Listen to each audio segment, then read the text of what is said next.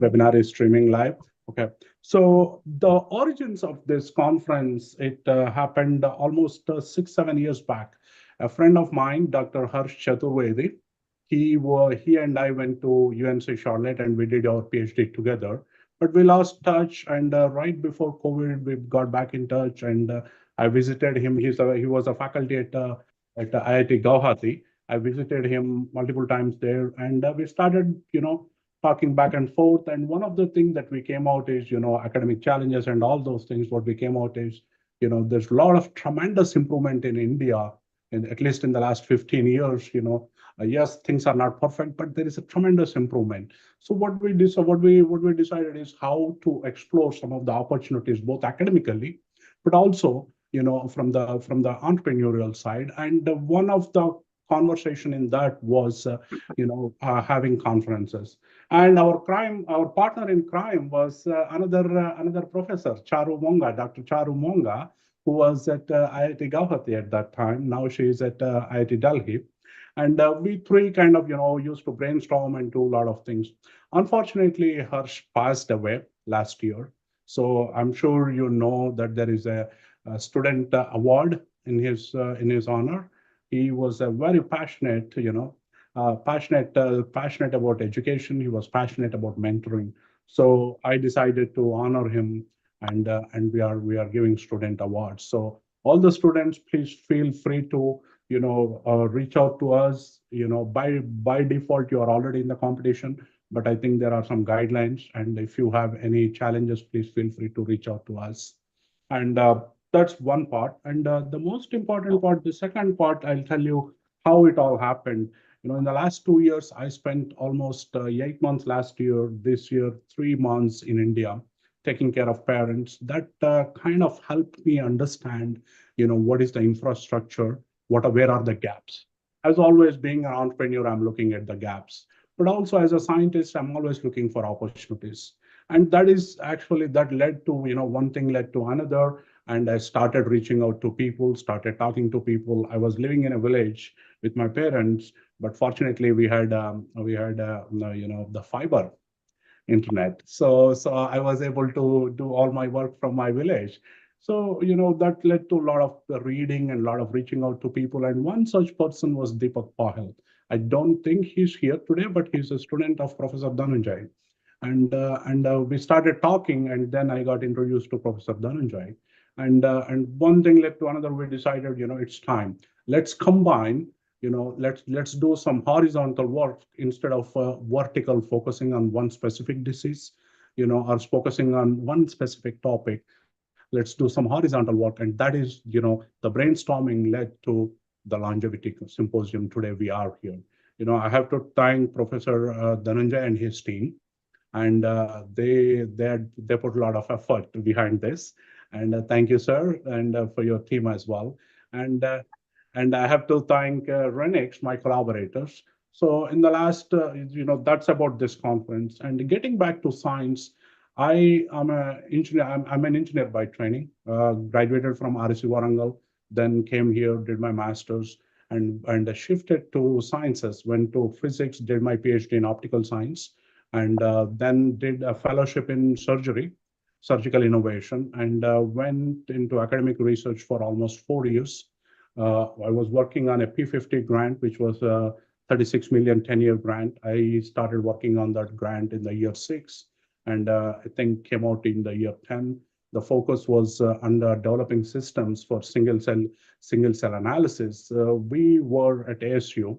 We were one of the first groups to elucidate some of the information at the single cell level phenotypes. And after that, I started my own company and raised money in the private sector.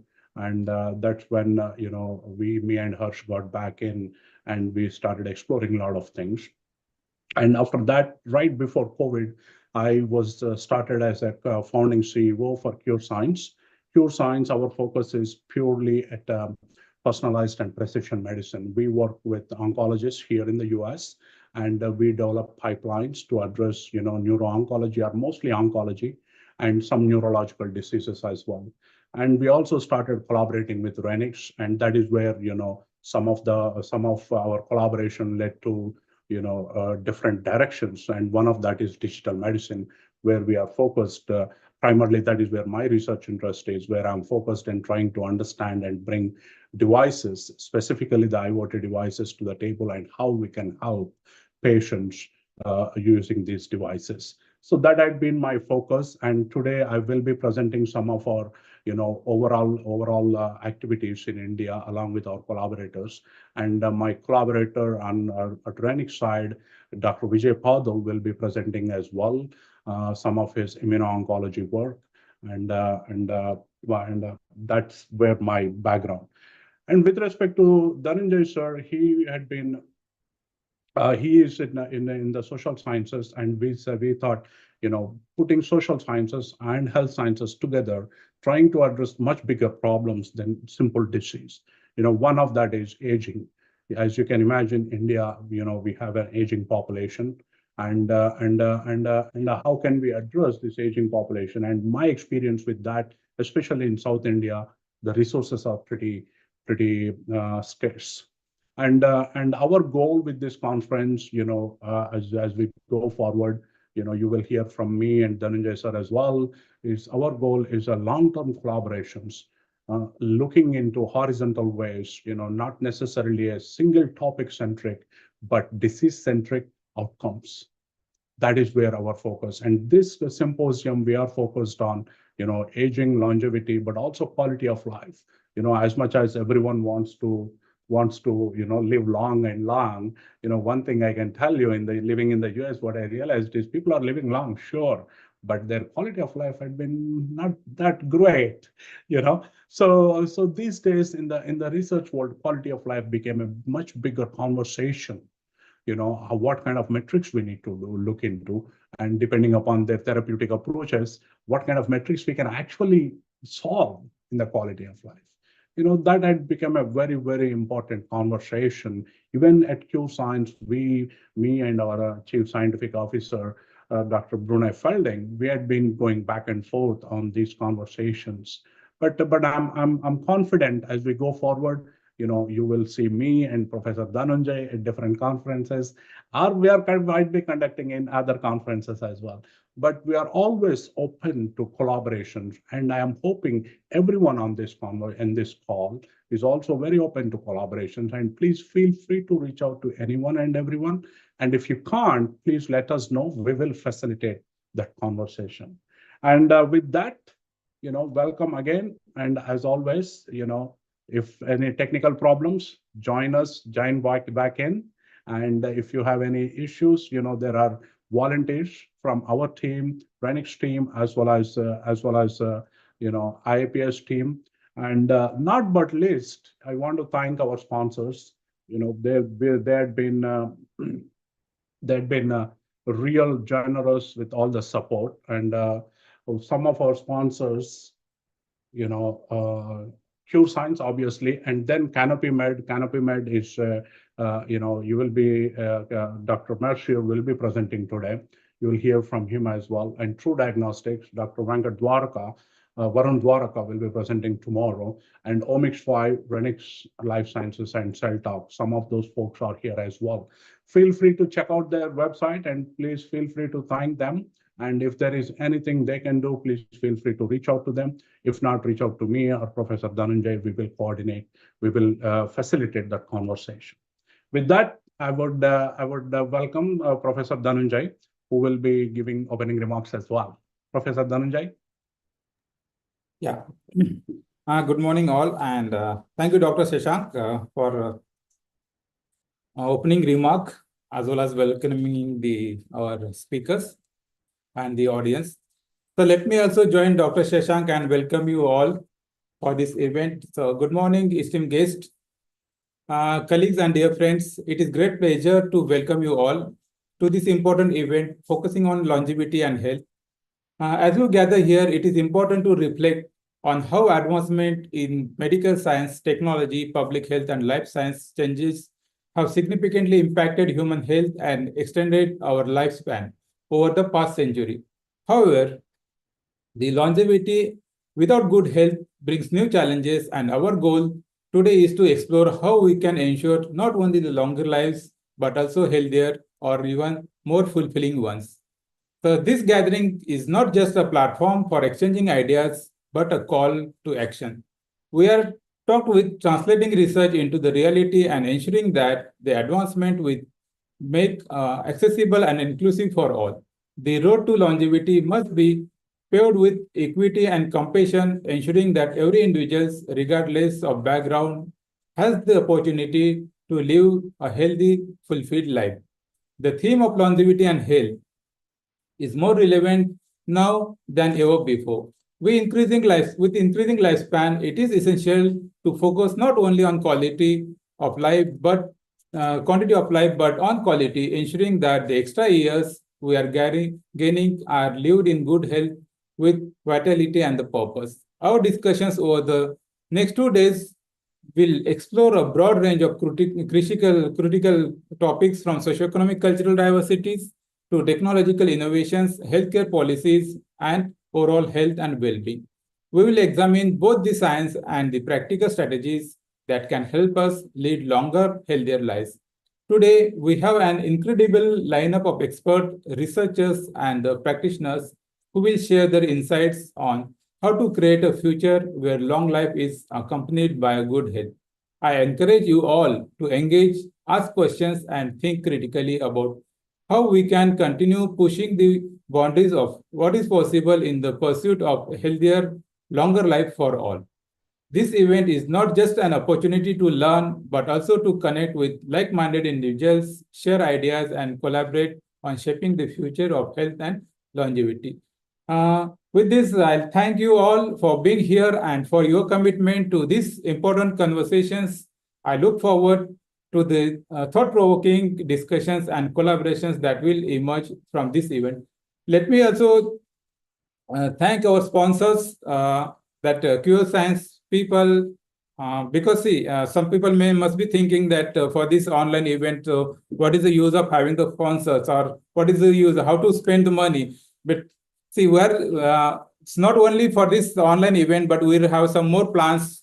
So we are also giving some travel grants to the students, some research grant for the early career researchers, as well as the for this symposium also we are giving some awards to the students. So for that we are having a lot of sponsors, and generously, wholeheartedly they have spent their money, or they are contributing, they are sponsoring us. So for that, I'm thanks to all those sponsors. Here we have the Cure Science people. We have some sponsor from the Conpaid, True Diagnostics, and Omic FI plus Remix Life Science. So for all those, I'm very much thankful to these sponsors, and I hope that the same contributions we will also expect that in future also will have this similar kind of generous contributions for our future events. So with this, I'll let me also once again I'll welcome you and make this event inspiring and impactful. Thank you all. Okay, let me also tell you my background. I'm Dhananjay Bansal, co-sponsor, co-organizers with Dr. Shashank. I'm a faculty at IFS. I'm professor in the Department of Public Health and Mortality Studies. I did my PhD way back in 2007 in population aging issues, and I mainly work on the population aging and the public health. So with this, I think let us start the sessions. I request Professor TV Shekhar to chair the sessions. And before that, Professor TV Shekhar is around. Yeah, Shekhar is there. So let me introduce our chairperson here. Yeah, Professor TV Shekhar is a professor and head of Department of Family and Generation at International Institute for Population Sciences, Mumbai. He also heads the Center for Aging Studies at IPS. He is a principal investigator of the two important aging surveys, longitudinal aging study in India, that is LASI, and the study on global aging and adult health. So we are calling it as a SAGE India. Dr. Shekhar was Fulbright Nehru Senior Fellow in 2016-17 at Cornell University. He has authored and edited 10 books and has more than 100 research articles in national and international journals. He was constant consultant to Government of India, Planning Commission, UNFPA, UNICEF, NITI Aayog, etc. So with this, thank you, sir, for agreeing to chair this session. I welcome you once again and handing over to you. Please, sir. Thank you. And sir, one slight change because Dr. Santosh Keshri is not available. So instead of that, Dr. Shashank Ashili will present, but he will be present at the second positions, and we will start our sessions with Professor Gangadharan. And Gangadharan sir has rightly agreed to start these sessions. Okay. Over to you, sir. Shekhar sir. Okay. Very good morning, good afternoon, and good evening to all of you, from wherever you are joining.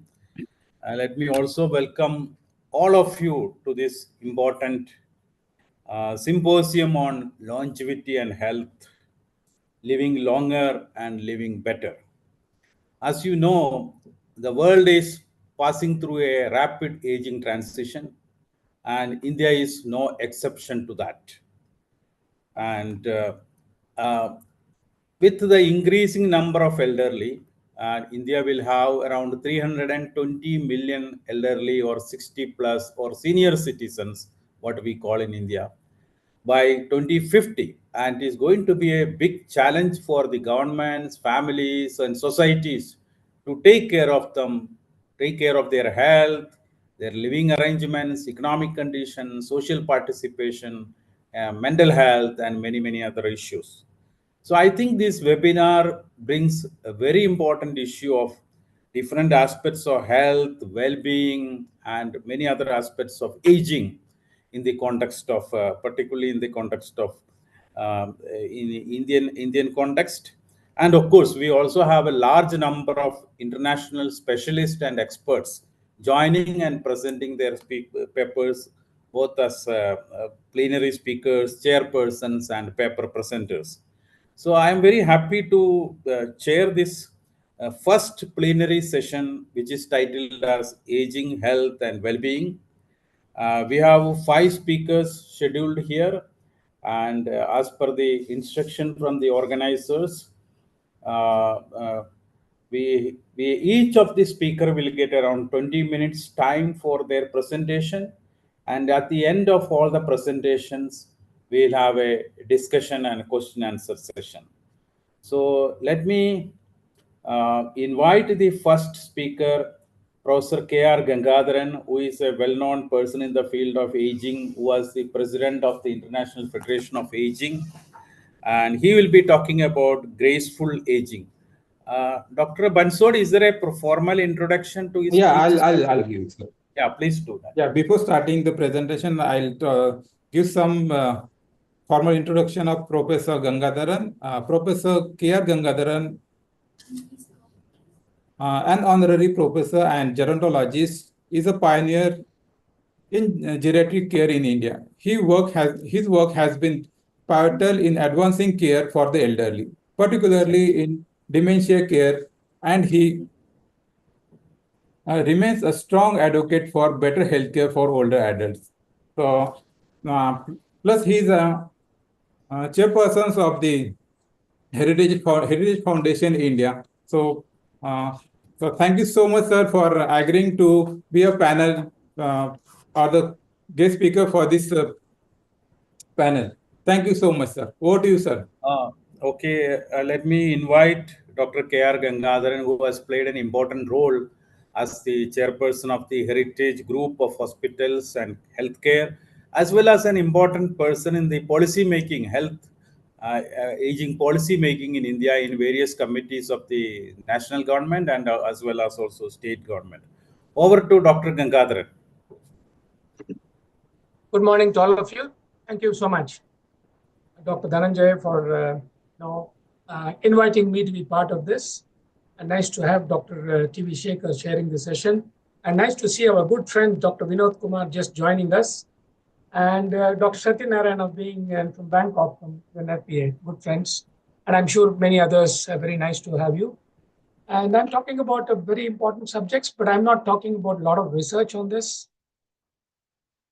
And I'm going to be talking primarily on basics, that more of the practice. Though most of the data that I've given in terms of principles I gave, they're all research based. But I'm not a researcher, therefore I won't be giving you any references to this. Now we are talking about graceful aging. You're talking about the graceful aging. I just want to probably recall a couple of nice things that would be very useful. And, we often think graceful aging is looking nice and looking handsome or looking beautiful.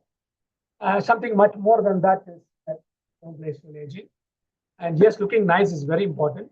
And there are wonderful people in this country, particularly in India, and I'm sure all over the world. I've met a lot of people. When you talk to them, you want to talk to them once again. You meet them, you want to meet them once again. And they talk, you want to listen to them once again. So very impressive people. And, they grab your attention, and they're also very nice to you all the time. I think this is what, overall I'm going to emphasize on.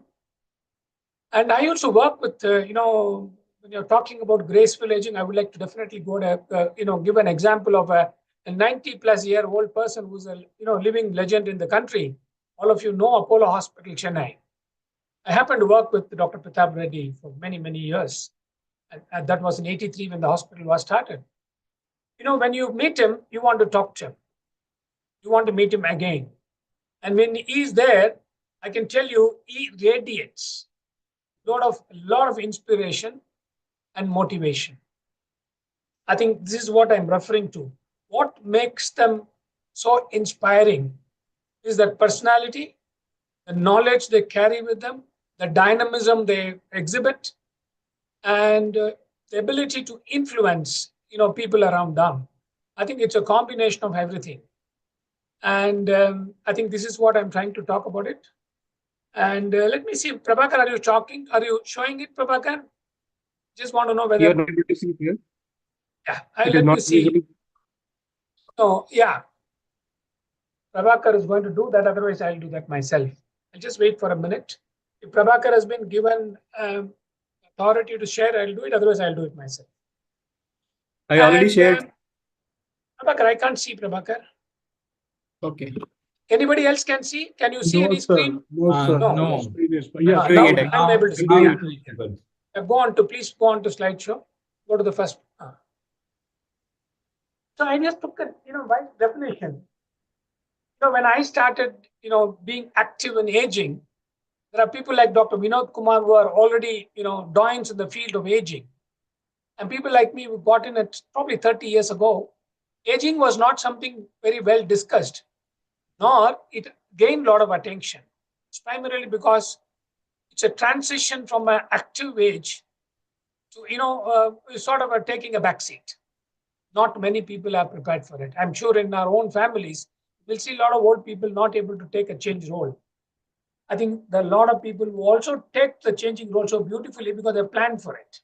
I think this is what I'm trying to, present in this whole process. And Rebecca, next one.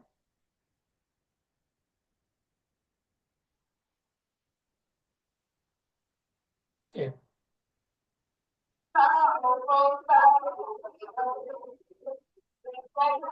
Prabhakar, can you please move on, Prabhakar? The programs are getting delayed. Sir? You should go to the next one. Yeah, okay, sure. And you should go to the slideshow. It is in slideshow only, sir. You're not able to see, sir. No, I'm not able to see. I'm not sure whether others are able to see. So pick up there. I confirm I'm that able to someone. Yes, they are able to see, sir. No, we can see, but not in a slideshow mode. Okay. Is it now visible? Okay. Sir? Now, can you go to the slide mode? Can you go to the slideshow mode? Okay, I just looked at. Okay, I think we'll be wasting too much of time, Prabhakar, on this. Okay, let's look at graceful aging. We just look at few important points. I remember a gentleman in 1990, 94 when I started Heritage. The gentleman was 91 years. He happened to work with those days with Hitler when Hitler was alive and he was alive. And when he came, he was 91 years. Of those days, 90 years was not something common. And I remember all our nurses and everybody, crowded around him and talking to him a lot of times. And in one of those media conferences, he was asked what is the success behind his 90 years of solid existence. And I know people like Dr. Vinod Kumar will be surprised to hear this. What he said 4 points he mentioned about successful aging. He's one of those wonderful, graceful person. You can see him across a lot of newspapers. He was written, he's no more. He said, as a person at 90s, I don't mix with old people. I am not part of the old people. I would like to be in the midst of younger people. That's the first thing that he said. The second thing he said, younger girls, not younger men. I prefer to be in the midst of younger girls. The third thing he said is, when I fall sick, I go and meet the doctor, take their prescription, but do exactly opposite to what they instructed me. And the fourth point he said was, there is nothing called lunch and tea. He says he was used to taking every 2-hourly or 3-hourly small, eating that kept him absolutely active at the age of 90. Let me tell you, at 99, he was going to all set for his 100th birthday. He met with a road accident and he died while walking. I think that's a story of a person who's gracefully aging. We looked at what is the reason this gentleman was wanting to be in the midst of the girl. Media asked him, this girl, Mr. Naidu, why he was wanted to be in the midst of girls. Let me tell you, a group of us, including our family, went and met him in his house. We were surprised to find this gentleman at the age of 90 was using his pension to get 12 girls from 12 districts of Andhra Pradesh those days.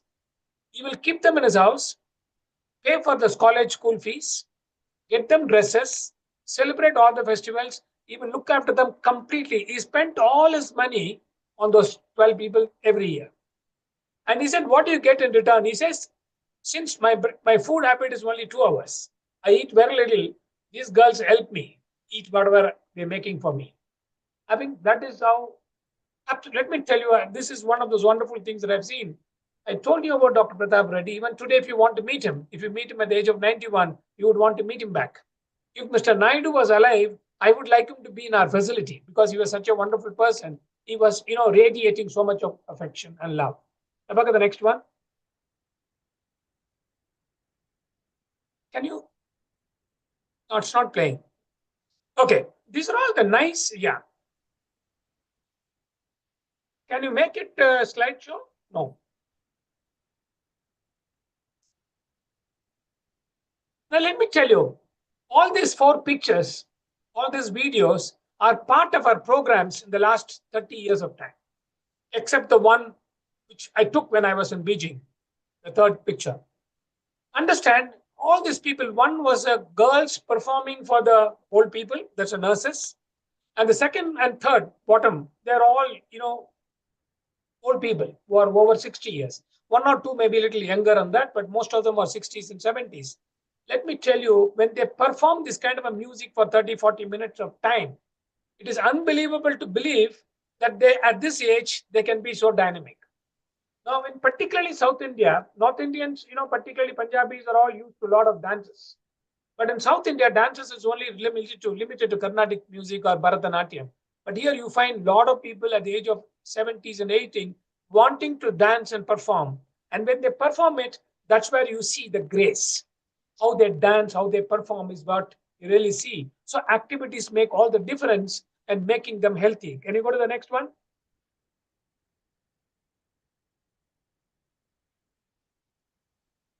Yeah, I wish it was in a slide mode. Slideshow would have been wonderful.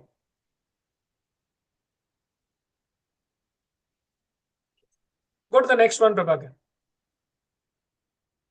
I'm sorry, this is not working, this program. Go to the next one, Prabhakar. Next slide, number 5.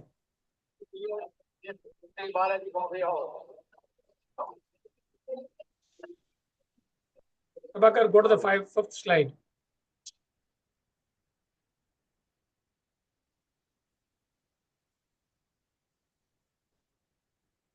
I'm sorry about this little delay. No, I think one of the biggest impressions I still remember when I started Heritage in 94, a lot of people said, why do you want to work with old people? They're all cynical people. They're all sulking people. They're always negative. They don't talk anything positive. They only talk about the misery. They only talk about negativity. They're only criticizing everything. This is very, very true those days. I think it is changing now. I'm not saying it's disappeared, but it is changing. But repeated, if you really look at the reason behind all this, is their experiences, not always positive. I think today, I remember, when we listen to some of those, spiritual leaders, they tell you, don't read newspapers in the morning because you see only negative messages. So read the newspapers in the evening, look for positive message in the morning. I think this is what the whole important thing is about. These people have experienced good and bad. Good things are not, recalled so much as bad things. I think this is something that we need to bear in mind. They behave like this, and that's the impression that we carry. But a lot of people who carry very positive impression. Can you go to the next one?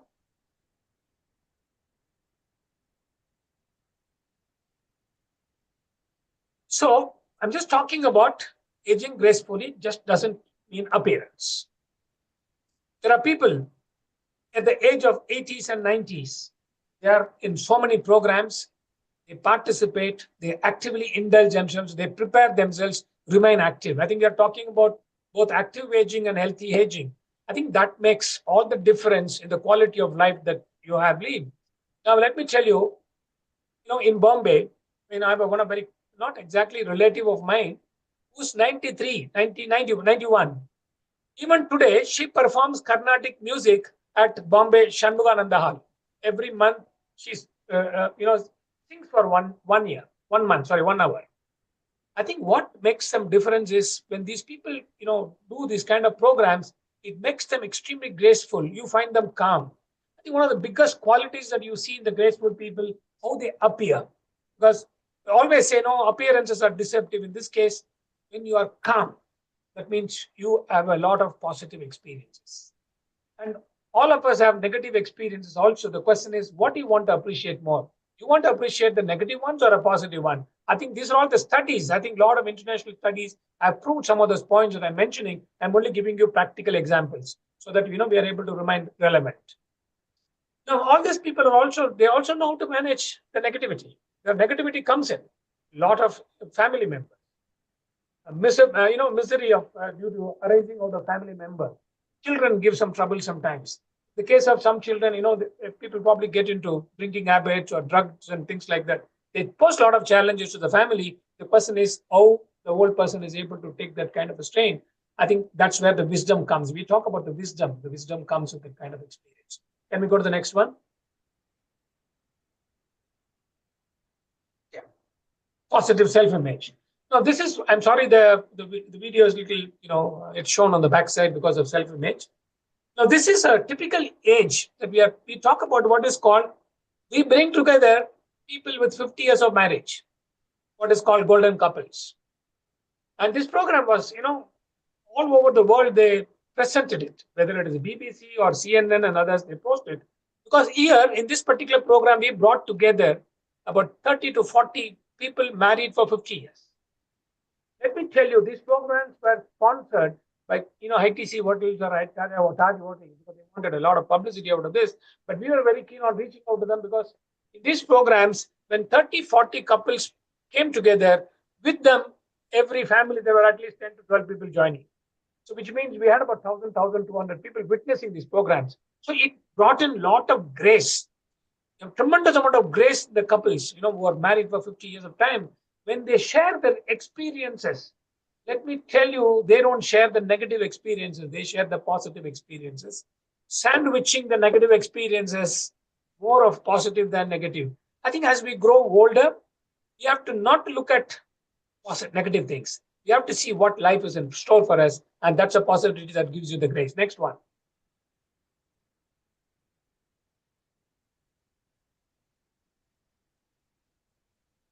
See these events.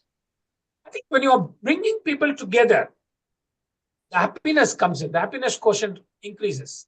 And these events take a lot of efforts to bring in. For example, you see at the bottom of the picture, there are about practically 2,000 people in this particular event. Majority of them consisted of 3 couples, 3 groups, grandparents, parents, and grandchildren. And I can tell you that full day, was nothing but happiness. I think we have to promote happiness among the people so they age gracefully. Can you go to the next one? Important aspects of life.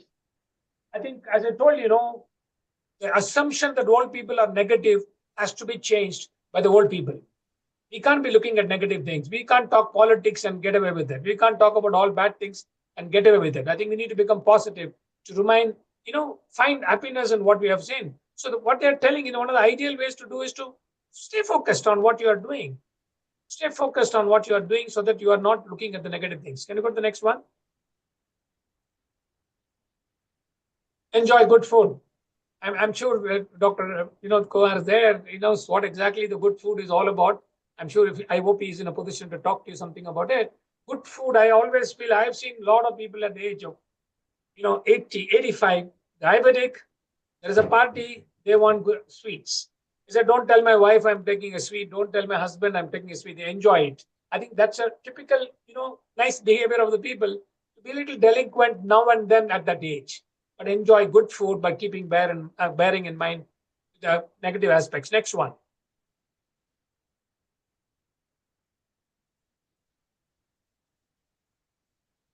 Lifelong learning. I think learning continuously makes you relevant. You remain relevant to the society. You remain, you continue to interact with people. So you bring in a lot of positivity. I think graceful aging is a lot to do with the positivity. Can you go to the next one?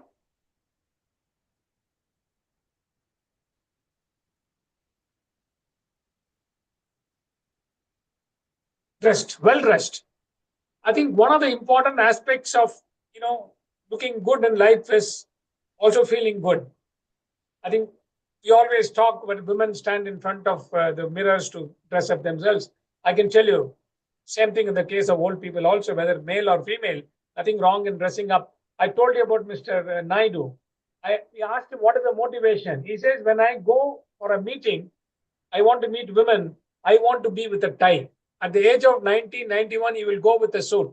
He will go with a tie. He says, I enjoy, being well dressed. I also feel respected. I also feel wanted. I also believe that I belong to that. I think this is something very important for people to look at dress. I'm not telling you dressing up is graceful alone. Dressing up is one of the aspects. Can you go to the next one? Spirituality. I don't think I really need to talk about it. I think if I'm in Chennai, I can tell you December and January, I don't do anything other than listening to Carnatic music and ballets. One month, we don't concentrate on anything because all those songs and music and dance that we listen to gives us a lot of happiness. I think that makes us good human beings. That's something that I want to remember. All of us remember spirituality is one of the important things. I'm not getting into the details of spirituality for want of time, except to say spirituality makes you graceful. Next one. Walking. I think the simplest thing that one can do is don't have to go to the gym, do some walking. Yesterday, I was remembering, I saw a gentleman in front of me. He was around 82. He was able to put his bend down. He could put his, hands on the toe easily.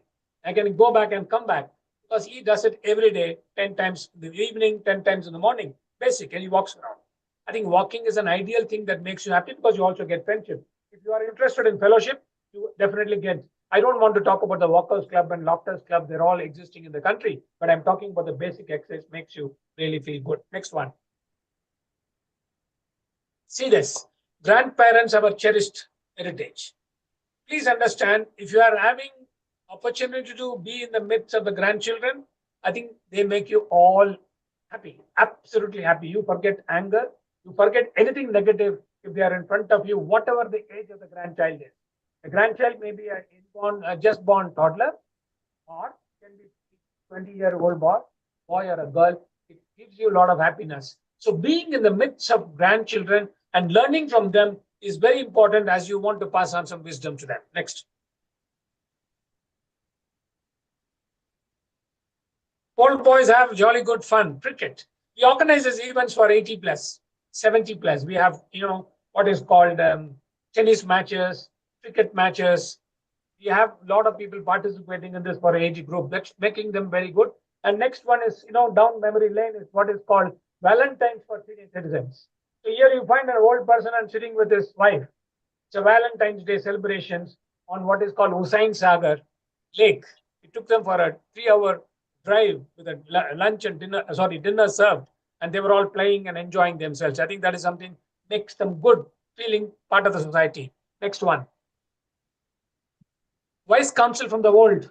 I think here is a gentleman who's teaching painting. He's a painter.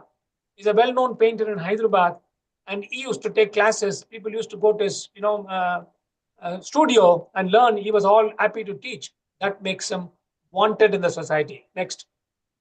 Prabhakar, how many more? Yeah. Next. Make healthy life choices. I don't think I need to really talk about it. Healthy life choices are good habits, being composed, being nice, eating decent food, having, timely, whatever actions that you're doing. Don't give up your physical exercises. Go on to the next one.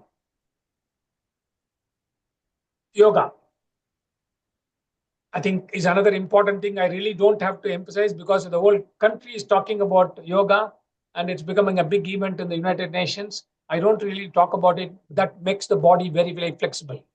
I'm sure there are a lot of people who never used to live beyond 60 those days, but people are comfortably living 80. 80 of today are 60 of yesterday. I think that's the kind of a health that you're living. You're able to see it. Next one. Facial expressions. I mentioned the facial expressions because that talks a lot about your grace. How pleasant you are, how contactable you are, how lovely you are able to contact the person, what kind of facial expression should you give, talks a lot about your grace. Next one.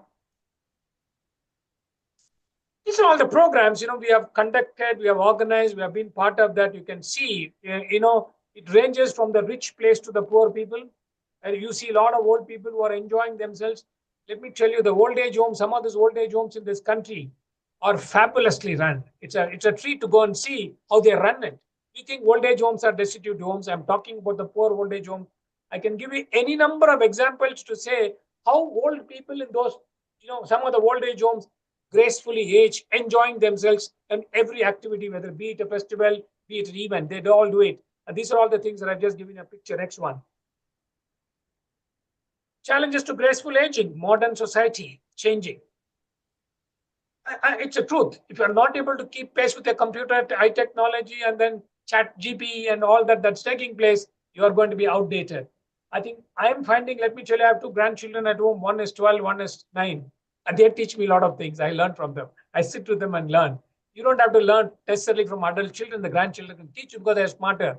They teach you a lot of things. I think we need to keep paceful with this. Thinking young people are not going to accept it is not a way of doing it. But I'll go with the old people, younger people, and let me be part of that. Next one. Retirement. This is, those days it's considered a sad thing to retire. But I think these days you have enough to do. I think there are no aircrafts available. There are no seats available in aircrafts. There are no seats available in trains. You want to go to Zurich, passport, your visas are denied. You want to go to some countries, visas are denied because overcrowded. People are able to spend a lot of money, a lot of efforts to do that. So retirement is not anymore a negativity that it used to exist. I think people are willing to retire and look forward to a life that is wonderful post-retirement. The next one. I hope it gets over very soon. Prevention makes it all easy. I don't want to mention all these points. It's going to be part of the presentation. I'm sure I will share it I've already shared it with Dhananjaya, so he can probably circulate it to all of you. I like to leave this. Prevention makes it all easy. Next one. I think I just want to close it by telling 3 points. One, aging gracefully is about embracing the journey of growing older and finding ways to fulfilling lives. I think it's very important. Don't look what you can't do. What is available in front of you, use it. I think that's something that you are taught from the childhood, all the more negative. When you start getting old, you start thinking that I'm not relevant. Don't ever feel that way. Aging gracefully is about having a positive attitude, which I don't have to really mention more than what I have already said. It's a journey that requires patience. Please understand there are times there are challenges. Sometimes old people are being abused. I'm not talking about negative aspects of aging, because there are times when old people are being abused and old people get abused also. Both the ways it happens. They go and comment and get abused. Without getting comment, they will get abused. I think it's something that one has to know how to cope with that. I think that's very important coping mechanism that you learn. And age is just a number. I think this is something that we always hear all the time. I just want to remember it's not the number that matters. Whether I'm right or wrong, at the age of 70, 75, 80, it's a number. But I don't have to feel 70 if I remain active. Thanks a lot for listening to me. And I'm sorry if I've taken a little longer. I hope I stuck to the time. In case I'm longer, it's fine. Prabhakar, if it's place, it's fine. It'll be beautiful. Thank you. Okay. Thank you. Thank you. Thanks once again for your organizing. Thanks for sharing the session, TV Shekhar. Thanks. Thank you, Dr. Gangadharan, for highlighting the various dimensions about graceful aging and very good things about the elderly and retirement, which many of us will never realize. Always retirement looks something like a negative, and you are saying age is just a number. I was, after listening to your interesting talk, I was reminded by a well-known quote by well-known author Mark Twain, who said long back, aging is only a matter of mind. If you don't mind, it won't matter. Okay. Let me move to the next speaker now, Dr. Shashank Ashili. And we will have the questions little later, sir. Professor Vinod Kumar. Okay, thank you. Okay, after all the presentation, we will have the question answer session. Let me invite Dr. Shashank Ashili for his presentation now. Yeah, sir, before that, just me introduce Dr. Shashank Ashili. Please. Yeah, he's also one of the co-organizer of this event. Dr. Shashank Ashili is a scientist, entrepreneur, and founding CEO of Cure Science. He led the organization in forming global partnership and innovative projects, including the Apomix initiative on wearable and apps. He is a strong advocate of patient empowerment. He established patient-centric resources at Cure Science and focuses on personalized and precision medicine, especially in longevity and quality of life. Dr. Ashili envisioning and improving science and healthcare access in Asia, primarily in India. His research contributions are reflected in numerous publications and esteemed scientific journals. So thank you, Dr. Ashili, for agreeing to present your talk in the plenary sessions. Over to you, sir. Thank you, sir. Please allow me to go through the technical challenges. I hope, can you guys see my screen? Yes. Yeah. Or do you see everything else? I'm only sharing the PPT. Can you guys see that? Yeah. Okay, Please. great. Thank you. Presentation mode slide. Yeah. Okay. Just want to make sure, is everything good, right? Okay. All right. Thank you so much, Professor Bansard. And let me just touch on Professor Gangadhar and Dr. Gangadharan's points. Few things, sir. Now I'm 50. I want to consider myself 30. So age is just a number. That's one. And I think this is a longer conversation. Old age homes. I just want to say that there is a taboo, especially in South India. People going into old age homes is really, really considered as a taboo thing. I had to deal with that by my parents. Fortunately, the old age home was right in our village, and yet they resisted. But I have to tell you this, I have to tell everyone this, once they joined there, they resisted as much as they can, but once they joined, their social life improved dramatically. And not only their social life, their activities and everything improved dramatically. It had been a very, very different lifestyle once they joined. And another thing, abuses, sir, you touched on abuses, and I'd seen this, personally, financial abuses, that had been a real challenge, share the OTP abuse kind of a thing, especially with the old people in India. Thank you, sir. Thank you so much for your insight. With that, let me jump into my conversation on the digital medicine. So as I mentioned in my introductory remarks, I am much more focused into the digital medicine side. And for this presentation, I was more thinking of how do I put contextually digital medicine? And that is where, one of my interests is P4 medicine. As many of you know, P4 medicine, it was proposed in sometime in 2013 through the seminal paper from Leroy Hurd out of Seattle. And it's very simple, but it makes so much sense. It's for each P stands for predictive, preventative, personalized, and participatory. And this conversation, as you can imagine, predictive, early identification of disease. We all spoke about all these, in different contexts, but putting the framework together is real meaning of the P4 medicine, identifying the disease early on and then targeting the strategies for prevention once you identify. So all those requires, obviously, patients coming forward or having regular checkups. Those are very important, but, depending upon the healthcare system, depending on the payers, it changes time to time. But most importantly, I want to take this presentation into personalized and participatory side of the conversation. As you can imagine, whether it is, diagnostics or therapeutics, right? Focusing on individual is much more important and trying to understand what their health is trying to tell you, what their disease is trying to tell you, but at the same time, keeping the lessons that we learn from the collective, whether it is, diagnostics or therapeutics or quality of life. So that is much more important, and that is an upcoming. And not so upcoming, or it's still in the sidelines, is the participatory component. Participatory component where the conversation is much more about involving the patient in their decision-making, clinical decision-making. It's very easy to say, but participatory medicine is what I want to focus on. It's real challenging. As you can imagine, patients and their families are going through this distress, whatever that disease is. If it is a chronic disease, obviously the management is a little bit better than incidental diseases like cancer. But if it is a cancer, then all of a sudden you are in distress. The whole family and the social network is in distress.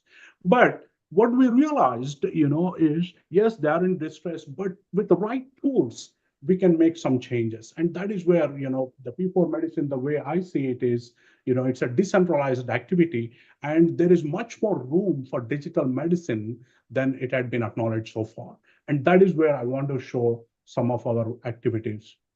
As we discussed, there are four P's. Obviously, in the predictive side, you are looking at, all kinds of genomics. Chronic diseases prediction is almost easy, relatively easy. But when it comes to, advanced diseases like cancer, genomics or some kind of omics will step in, and advanced testing. And there comes the access part as well. And then on the preventative strategies, very often the preventative strategies are simple, very often, but on two sides of the spectrum, the simplicity is one side where we can prevent many of the chronic side. But on the aggressive side, surgeries, for example, BRCA gene and double mastectomy, you will get that side of activities as well. Again, and getting into personalized side, this is where, one of the biggest challenges, omics-based therapeutics. And I personally encounter a lot of challenges with this in India with my parents, and then there is a participatory component. Here, one of the biggest challenge I'd been on the flight decisions. I'll walk you through what I'm talking about, but also compliance side of the patients and their family. That had been a big challenge. As you can imagine, this cannot be done by a single vertical, whether it is a provider, the doctors, or whether it's a patient and the family, or whether it's a payers. This is a culmination of scientists, providers, and the family, but also the payers. Somebody got to pay. Here in the US, we refer to them as insurance, but in India, there is insurance, and I went through my own challenges with them. What I realized is I'm better off without insurance in India, because of the paperwork I need to submit, because of the number of times I had to call them and have to get approvals. It was just not worth it. But again, these are my experiences and I wanted to share. So how can we get into the granularity of P4 medicine? So I took a shot at it. It is still evolving. What we call it as is a parametric profiling. What we want to look into is one side, you have the healthcare side of the equation. The other side, you have the digital side of the equation, where engineers and scientists from physical sciences and social sciences will come in. On one side, you have the providers who are the doctors. And then there is a component, that emerging component of multi-omics. But with multi-omics, one of the biggest challenges, the resources and the access and the costs. So that had been a big challenge. But and I want to focus more on the apomics side, where you have all kinds of data sets that you can put in, whether it is smartwatches, CGMs, or whether it is environmental. and the CGMs had been a God's gift, I have to say, at least in my case, it had been a God's gift. So how do we put all this together and bring that knowledge? Internally, this is what we refer. We refer them as a dynamic data set and a static data set. Static data set is simply your genomics, your healthcare records, because those are probably every 3 months, every 6 months, every 1 year. They don't change every day. But in the Apomex world, where you have all these devices and environment and dietary, these are day-to-day changes. And that reflects on your quality of life day to day. So these dynamic decisions are very, very critical. And that is what I want to showcase today. That slide, how granular we want to go in this dynamic side of the world and also the static side of the world. And in the static side of the world, as we mentioned, multi-omics, you can name any omics, we can get that data set. But again, it's going to be a static data set. But again, if you are looking into granularity on the dynamic data sets, there's a lot of changes. I'll give you my own example. I wear 2 smartwatches all the time. One is Withings, one is Fitbit. And I've been collecting my own data for the past 4 years. One thing I noticed, consistently, whenever I'm in India, my temperatures, my HRVs are high, no matter what. And our team noticed that, and they are like, why is it happening? We are still exploring. But my point being that granularity has some value. And that value is important as we look into quality of life, as we look into day-to-day life, and as we look into making some of the dynamic decisions. And that is where the participatory component comes into picture. I understand there are many startups coming in especially in the CGM space, where they are using all kinds of fancy buzzwords, if you will. One of them is AI-generated insights.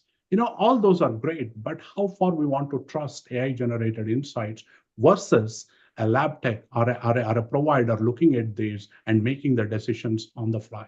So I tried to look into this. Initially when I started looking into this, I was like, is this necessary question to ask? And as a scientist, one of the key things what I do is every time there is a question, I try to prove it false or true, whatever it is. And that's what I did in this case. So I'm going to present a case study to you. We have a patient, stage 4 cancer patient, chronic diabetic, rural village setting, 80 kilometers from Hyderabad. So no accessibility, nothing. How can we do with this patient? How can we bring the P4 medicine and put the digital medicine at the forefront? And the approach was obviously immuno-oncology. This was 3 years back. At that point, immuno-oncology was very new in India, and opportunities were very less. So there had been tremendous challenges from the providers, and more importantly, testing and therapeutic challenges. So we were unable to find the testing, their sample acquisition. So every step there was a challenge. And then on the participatory side, on the ground challenges, primarily the knowledge.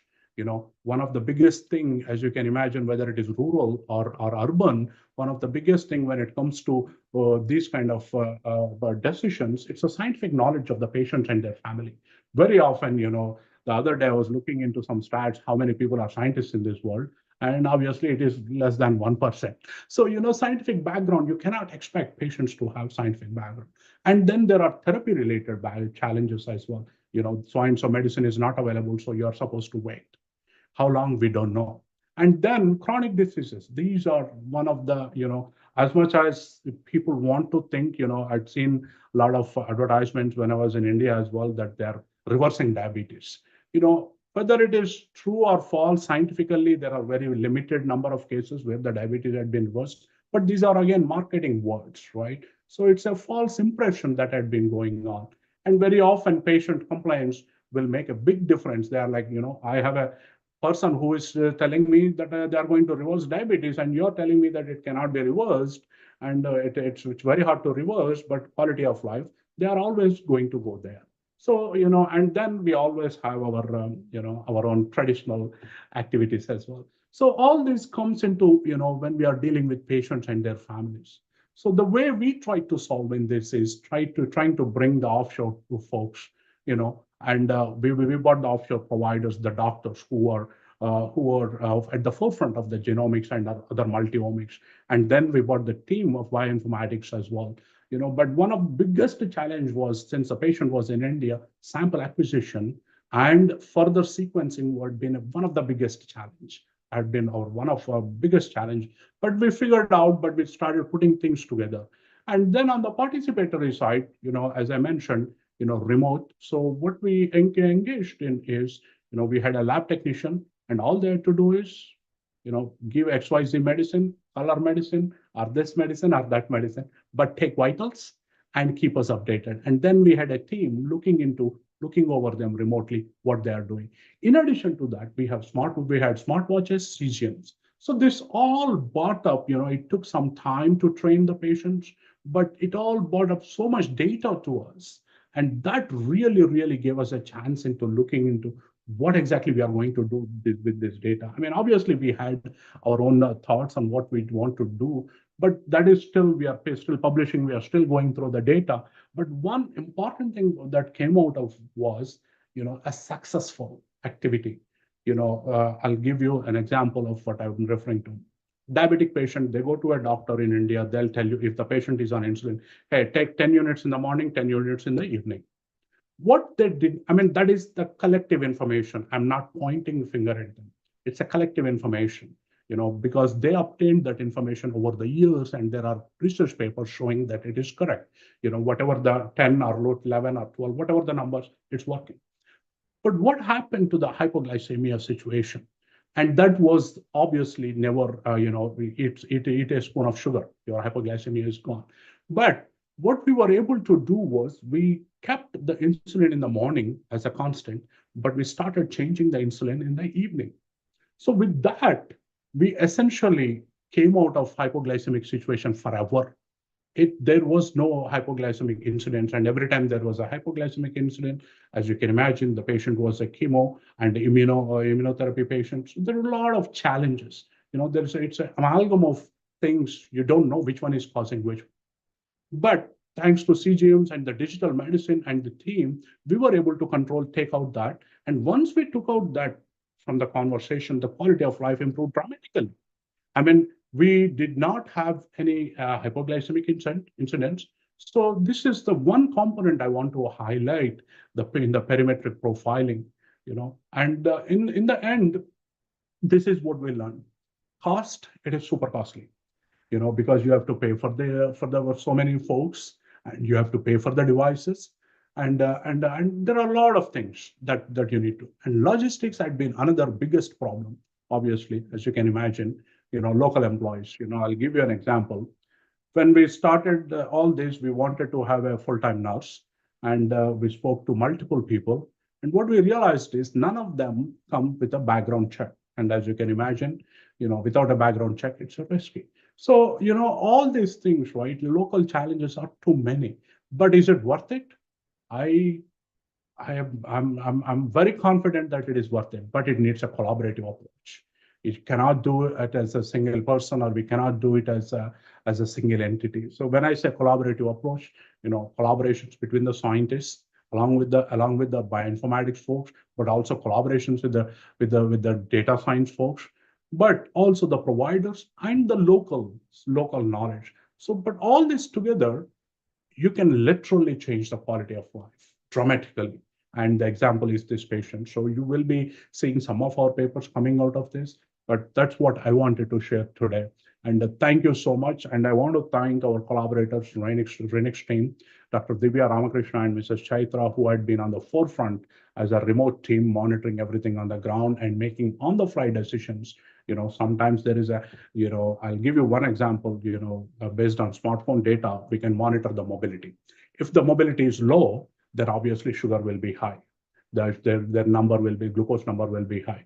So and if the mobility is high, then obviously the insulin needs to be low. So all these on-the-fly decisions, thanks to them, we were able to do that. They were monitoring constantly, and the logistical pipeline was optimized. And then on the back-end side, Dr. Vijay Padar and Dr. Nupur Biswas. Dr. Biswas is not with the Renix anymore, but they had been tremendous help, whether it is building the bioinformatics pipelines or whether it is looking into the digital medicine side. I want to thank everyone, my collaborators, and everyone at my team at Pure Science as well. And with that, if you have any questions, feel free to ask after the session. And thank you so much. Thank you, Professor Shekhar. Thank you, Dr. Shashank, for a very interesting presentation and very interesting research your team is doing and improving the quality of life of elderly. Even a smartphone can make a big difference. And I see some of the very interesting findings. And we'll have some questions little later. Let me invite now Dr. K.M. Satyanarayana from the United Nations Population Fund as the next speaker. Dr. Dhananjay? Yeah, thank you, sir. Before starting this Satyanarayana sir's presentation, so let me introduce briefly to him. So Dr. Satyanarayana KM is a technical specialist in UNFPA with over 3 decades of experience in population development. He has worked in various technical and management capacities in national and international settings, specifically in populations and development in the Asia-Pacific regions. So, he's also a very good friend of us, and we work together with many projects like building knowledge base on population aging and so on. And with the short notice, Dr. Satyanarayan has agreed to be part of this symposium. And so thank you so much, sir, for joining this. So over to you, sir. It is also a pleasure to have Dr. Satyanarayana in this session. He has played a very important role in one of the major aging surveys in the country, the building knowledge base on population aging in India. It created a empirical database much before other surveys came. And I also remember with gratitude when we launched the longitudinal aging study in India, LASI. Dr. Satyanarayana and UNFPA gave a lot of support in the initial years, and that helped us to develop this major project. Over to Dr. Satyanarayana. Thank you, Chairperson. TV, it's been ages. We have been connecting, and it's good to see a lot of familiar faces, in the symposium, and I feel quite honored, for being invited, this morning to this symposium. When I looked at the program schedule, I thought I'm out of place. But then, it's very important to have a broader view and also an understanding of, what is happening, in the region, given that, China and India are going to be a major, force that will have to reckon with the demographic, transition. So, my presentation is more, broad-based, and I have tried to bring in an intergenerational, aspect to this presentation, because at the end of it, when you're making a policy recommendation or when you're proposing policy options to the government, I think it all comes down to the finances, the fiscal aspects of it. So I think I have tried to use a life cycle approach, to this, aspect, and I'm quickly going to, share, some thoughts, about it. Should I put the presentation, or is it going to be shared from the other side?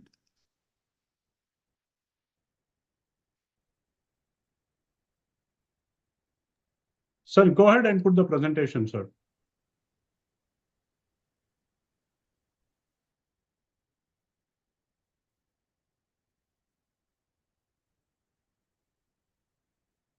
Yeah, is it visible? Yeah, it is visible. Yeah, thank you. Thanks. See, basically, the working in the UN for nearly 2 decades, I think you're all aware about the 2030 agenda, and UN has defined the mega trends, and demographic shifts are going to be one of the major things that is going to be observed globally, and Asia Pacific region is no exception to it. Then there is climate change, which is also a very important issue, and you see that frequent flooding and drought and happening in the region, and global warming, rising temperature, then sea levels, all these issues are there in the Asia Pacific region. And there is going to be a lot of urbanization and migration that's going to happen, and inequalities do exist within the region, rural-urban differentials and gender differentials, which are quite prominent, and the emergence of digital technologies. So these are some of the mega trends that are going to be experienced by most of the countries in the region. I'll just quickly put through a slide. Global population, I don't have to talk too much about it because you always read about these things. But the interesting aspect is the 65 plus population, how it is going to increase and what rate it is going to increase. So now, in 2020, it was around 9.3%, and it's going to be 16% by 2050. That's a phenomenal increase. And also the oldest, category 80 plus is also going to increase exponentially. So in the next, slide, just try to, see how the share of the older people has, doubled. How many years it took for various countries to double its share, and by when it's going to double. Just try to put in different countries. I'm not going through that, but the bottom line here is it took more than 50 years in high-income countries to double from 10 to 20%. And it's going to take lesser time for middle-income countries. So the bottom line statement here is, before the country became rich, it has started growing. And since you're all talking about health, life expectancy, healthy life expectancy, and so on, I think you very well, can interpret your findings. Then coming to the Asia region, how the share is going to increase. Just plotted that historically from 50 to 2050, and you can see the population share of older people, how it is going to increase in the Asia Pacific region. These are demographic terminologies that are commonly used. To plot the first demographic dividend and the second demographic dividend, and you can see how East Asia has achieved Southeast Asia, South Asia, and Oceania, which also includes Australia and New Zealand. So this is how it is going to look: the first dividend and the second dividend, and without proper understanding of the demographic dividends, I do think a lot of statements are being made, and whether we are going to capitalize on the dividend, whether you're going to miss the dividend, the demographic dividend opportunity, all these things are being discussed. The other way of looking at it is through the potential support ratio. So I've just plotted how Asia Pacific countries are going to be in 2050. Most of the demographers feel that a potential support ratio of 3 is a requirement to sustain the labor force. So countries below 3, you can see that how it is going to be in 2030 in the Asia Pacific region. So you need to sustain that level so that the economy grows and the working population is contributing, to the economy, or what structural changes are required, is something that, I would, discuss during this presentation.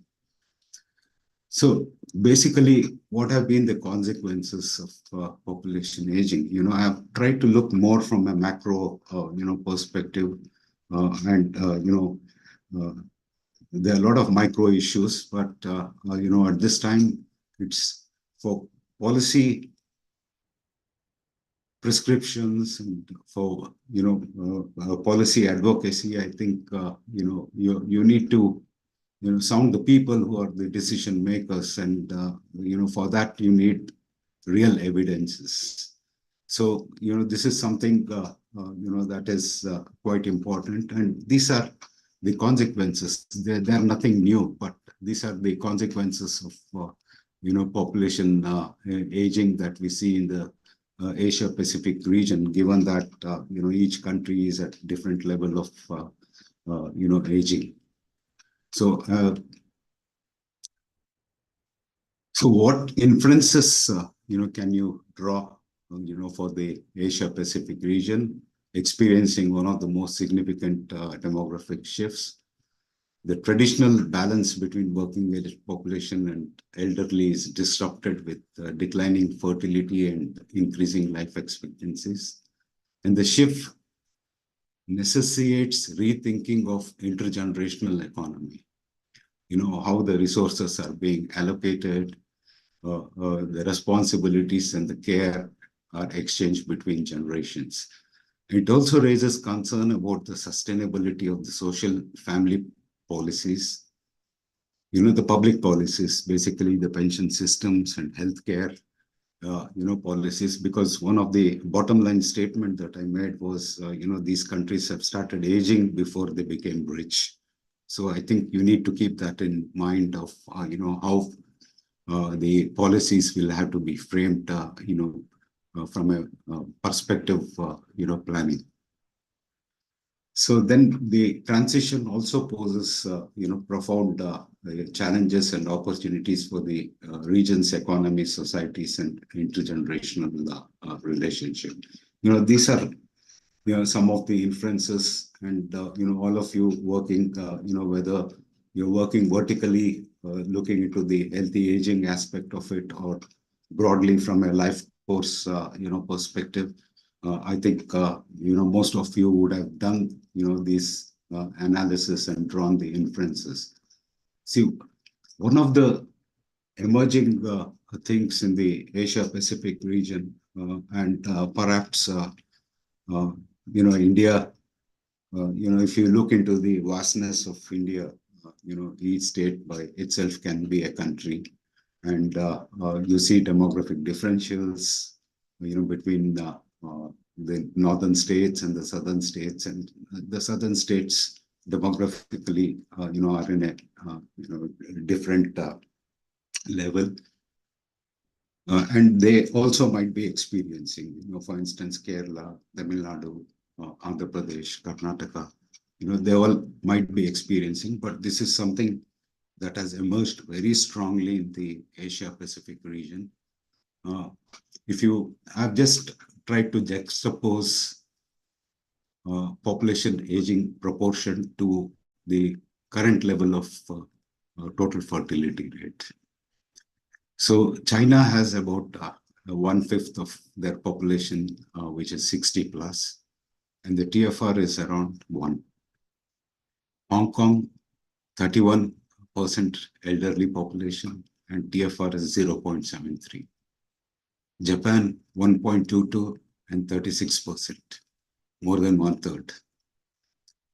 Republic of Korea has the lowest total fertility rate in the Asia Pacific region, and perhaps in the world, at 0.73, and has nearly 30% elderly population. And Singapore, in terms of population, not very significant, but about 20%, 1/5, and less than 1 TFR. I think, excuse me. I think this is an emerging issue in the region, and most of the countries are going to face it. Working with the UN system, and especially with UNFPA, where human rights is the most important thing. The question that I'm posing among the intellectual community here is pronatalism has not worked. Globally, it has not worked. Many countries are thinking about pronatalistic policies here. And the other aspect of it is, when you're thinking about human right-based approaches, coercion is something, that may come up, as part of adjusting for the population aging, because the fertility has fallen down drastically in most of these countries. And what are the reasons? This is not an exhaustive set of reasons that I've tried to underline here. I think it's an illustrative, sets of, reasons why the fertility has come down and why the couples are not interested to have, children. The one is the increasing economic inequalities, instability in the forms of employment, the changing gender roles in most of these countries, increased economic roles of mothers, changing gender roles and increasing economic roles of mothers interrelated, and unaffordable urban costs. Housing is quite expensive in urban areas, and migration, internal migration, rural to urban migration is going to be a major dominant stream in most of these countries. This is not an exhaustive list, but I thought, these are, some important reasons that we need to keep in mind, because the countries are definitely going to progress where they're going to reach a population aging, low fertility, nexus. So, what could be the policy, prescriptions, that you could, think of? These are more, macro level, but then it also requires an understanding of the micro level, the behavioral aspects, so on and so forth. So I, personally, based on, my experience of looking into various countries and reading the literature, I do think there is a need for a life cycle approach. It's good to be good to have a tunnel vision, the ministerial based approach, what usually the ministries do, a tunnel vision, a vertical vision, but there has to be a cross linkage, horizontal and vertical visioning is required, especially, when the finance ministry decides on the budget and the public policies are evolved. I think that's a very important thing. So you need to slice and look at different segments of the society and approach the problem, as a life cycle response. So the prescriptions are basically review existing, public policies and what necessary adjustments have to be made, given the, changing social, economic roles, of the country, the changing gender roles, the changing roles of mothers. So you need to look into various, aspects, the social development aspects, health, education, economy, then labor, then social security policies, because it's easy to say, universalization of social pension has to be, what are going to be the ramifications of, doing it, and, how much it is going to cost. So I think you need to specifically look into these aspects and the emerging, aspects of the schemes related to what can facilitate, things. Also looking from the low fertility, perspective, what type of work and family life balance is required, what flexible working conditions are required, what safe environments are required. And this applies for the entire population. It also applies for the elderly population. It also applies for the child, because the mother is working and the contribution, women's participation in the labor force is also increasing. The other micro aspects of it, as well as the macro aspects of it, comes through data intelligence. I think we will have to look into a lot of behavioral, studies, across the population segments. Then something, that has emerged, of late, although this work started several, decades ago, I think it has prominently become a major thing, and UN is involved in this exercise, which is called as national transfer accounts. I think it is an important exercise because it comes up with evidence, and it also recommends for the intergenerational, allocations that need to be, made, so that the adjustments and the life cycle deficit that you see, can be addressed through an analysis of national transfer accounts. It is more economic, and I think ultimately it boils down to the economics of it. We all look forward to the budgets of the countries. What is the budget allocation for Ministry of Health? What is the budget allocation for Ministry of Social Welfare? All these things. But then you need to have a holistic, approach, a holistic view. So there are micro aspects as well as macro aspects, and it's a mix-up of the two. Based on that, you need to, come up with evidence for, policy prescriptions. I just take the example of China because, India too is going to follow the Chinese, trajectory of aging. Our population, India has surpassed China, but in terms of aging, I think, China has looked into a lot of policy reforms related to population aging, and now they're also facing low fertility. I think one of the things, major things that they did was the one-child policy that was there for decades. They did remove, and then there were a lot of structural reforms, that were brought in. I think, there are some good lessons that one needs to learn, which is the creation of an apex body for coordination of government departments, because the problem of aging is multidimensional. So I think, looking at it from a vertical perspective may not really help. I think it's important that the development as well as the welfare departments, work together in a holistic way. There could be a lot of, challenges in the way it works, but I think, it works in a system where different forms of, government implements, and so we'll have to see how best it can be done in different governance systems. So they created an apex body for coordination.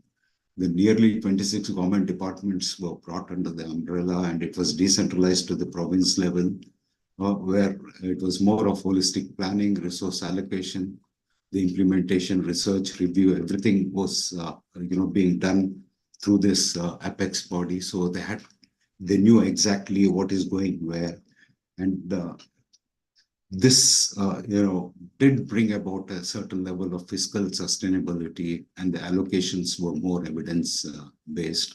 And broadly, this talk has been there for ages, enhancement in retirement ages and all this, reforms were undertaken in China. The other extreme, Japan, more about it. that Japan, the society started aging, and it was the first in the region that started aging. And here, extensively, this national transfer accounts, have been used. They have been closely examining the economic support ratio.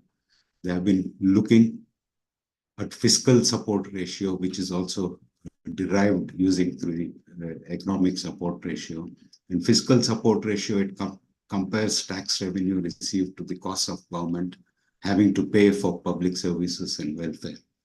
So I think here comes the crux of the thing, especially in terms of allocations, that are required, that are needed, and for this, evidence is very important. So the fiscal support ratio in Japan is projected to decrease from 100 in 2000 to 74 in 2050. That means there is going to be a shrinking labor force, and there is going to be a fiscal deficit. In 2020, public pension spending in Japan accounted for 1/10 of GDP.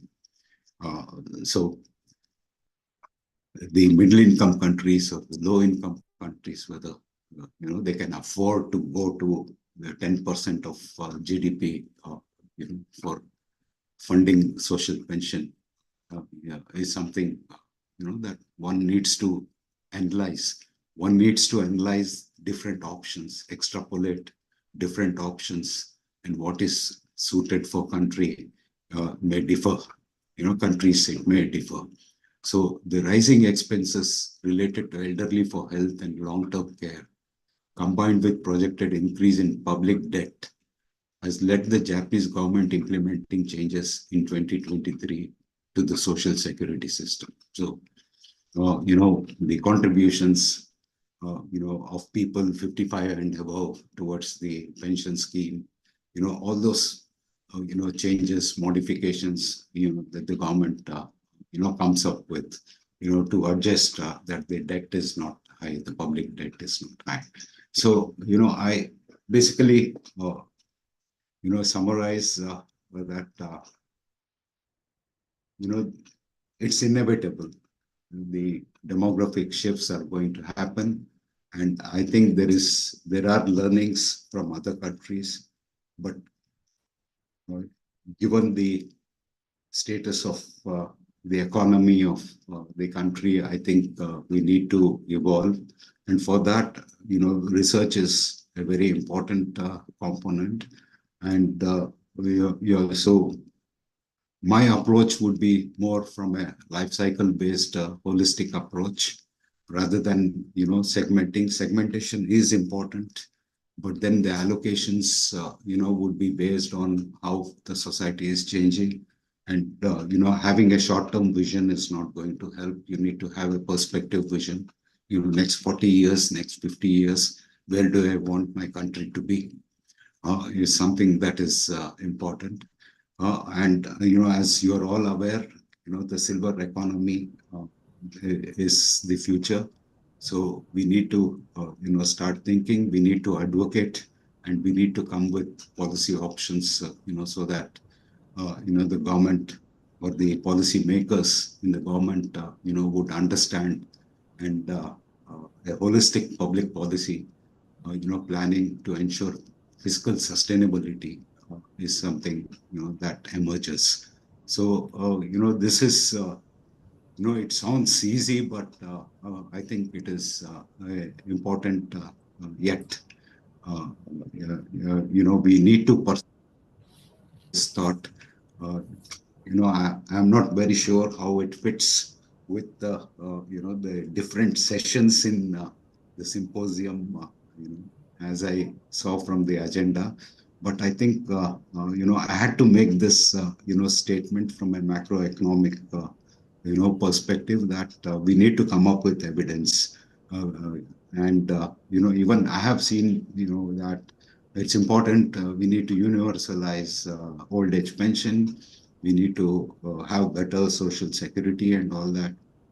We need to give options to the government, and how the government also capitalizes the first demographic dividend, and the second demographic dividend is, something where we need to throw, more light and clarity. I stop here. Thank you very much. Thank you, Dr. Satya, for highlighting the major challenges of or consequences of population aging, the demographic shift, and also the nexus between the low fertility and population aging, and highlighting need for approaching this issue in a holistic manner. And of course, you gave a good examples from what China and Japan are doing, which can also give us some idea about what many other countries who are going to face this problem. I fully agree with you. Population aging is inevitable, but its worst consequences can be avoided if we prepare very well. Now we'll move to the next presentation by Dr. Nigil Kantasi. Dr. Dhananjay? Yeah, thank you, sir. So now we have the presentation by Nikhil Gandasi. So Dr. Nikhil Gandasi is an assistant professor in the Department of Developmental Biology and Genetics, Indian Institute of Science. His research focuses on the cell metabolism and disorders related to cellular functions, contributing to the understanding of metabolic diseases. So thank you, sir, for joining this event. Over to you, sir. Thank you so much. I hope I'm audible. I'll try to share my screen now. Yeah, you are audible. Okay, I hope my screen is visible. Yes, it's fine. Please go ahead. Good. Great. So I'm a little bit off from the other people, I guess. I do more sort of basic research compared to all of the people that I heard here. So I will try to go very slow and try to make you understand what I'm speaking and why I'm speaking and things like that. I'm going to speak about diabetes. Diabetes has become a lifestyle disorder and it very much impacts aging. So so if you just look through what is diabetes, how it is contributing and things like that, you will see this kind of a graph where you will see children and adolescents which have very low incidence of diabetes and people who are aged between 20 to 64 having a very high prevalence, and the older people also having prevalence. But what is surprising is the 20 to 64 group, which are not really, they're the aging population, right? So they're not really the old population yet, but still the prevalence is quite high there. So one of the things to consider here is that the people don't really go and test themselves. So one of the things I want to highlight here is the HbA1c. So HbA1c is you have the RBCs that you have, and the glucose that is present in the blood you will deposit more and more here to form a glycated hemoglobin. This is what is measured as HbA1c, hemoglobin which is glycated, and you can see something like this, which is very much glycated. So in a normal individual, so the high HbA1c is below 5.7%. So in a pre-diabetic individual, the HbA1c is above 5.7, can go up to 6.5. And if it's above 6.5, it's definitely diabetic. This is also very different in case of Europe or in case of States or in case of India. So in this context, I'm just speaking about Asian population in this case here. So you also see the blood glucose, and which is normal, and the pre-diabetic and diabetic here. So how often do we see people who are aged like 20 to 40 or 20 to 50 going to hospital and finding out what is their HbA1c levels, or finding out how glucose intolerant they've become? So that is one of the reasons why I think diabetes in a younger age is so high. So we need to do something about it. So we are trying to solve this by looking at cells. But before we go into this, I just want to show the prevalence of diabetes, and in India especially. So if you look at the prevalence, there are these metropolitan cities that you see like Mumbai, Hyderabad, Chennai, etc., where the prevalence is quite high. More than 15% of the population in each of these cases are diabetic, which is not good at all. And if you just look at the prevalence year on year, around 2000, we had 5.8% of people in India who were diabetic. And by 2015, we were at 8.7%. And today we are more like above 9%. So this is not going very well. And if that is the case, we'll have Indian people having like 134 million people in India itself by 2045 suffering from diabetes. We are an aging population, and it doesn't really help that the number of diabetic individuals increasing means that there is more and more care that has to be taken and more investment that has to be done. Right now, we stand second in terms of prevalence, but where it's China is first, but very soon will be first if this is how the prevalence is rising, I think. So I'm telling you a lot about prevalence of diabetes, but I'll just tell you what happens when we have a meal. So today, when you had breakfast, there was an increase in blood glucose. And this increase in blood glucose means that the glucose is being taken up by the pancreas. Pancreas is the organ which is the interest of choice that we study a lot in our lab. So when there's glucose uptake here, there is secretion of insulin that happens. And this secretion of insulin means that the excess glucose that is there in the blood is taken up by all the peripheral tissues like fat tissue, muscle tissue, liver tissue, etc., which is very good because then the blood glucose levels decrease, which is very important to keep this in check so the person is not diabetic. So what happens during diabetes? There are two things that come into play. One is insulin resistance. Insulin resistance means that insulin is being secreted from the pancreas, but then the blood glucose remains high because the peripheral tissues are not taking up glucose. That's one of them. The other is islet cell dysfunction, which means that the pancreas is trying to compensate for the excess glucose that's present in the blood due to insulin resistance. And then they try to overwork themselves, leading to islet cell dysfunction. Most of our focus in the lab has been on islet cell dysfunction. There are a lot many people working on insulin resistance in the world. This is one of the areas that we felt not much is being worked on. So that has been the focus of the lab. So our lab at Indian Institute of Science in Bangalore focuses mostly on pancreas and pancreatic disorders. And pancreas in general is the size of a fist.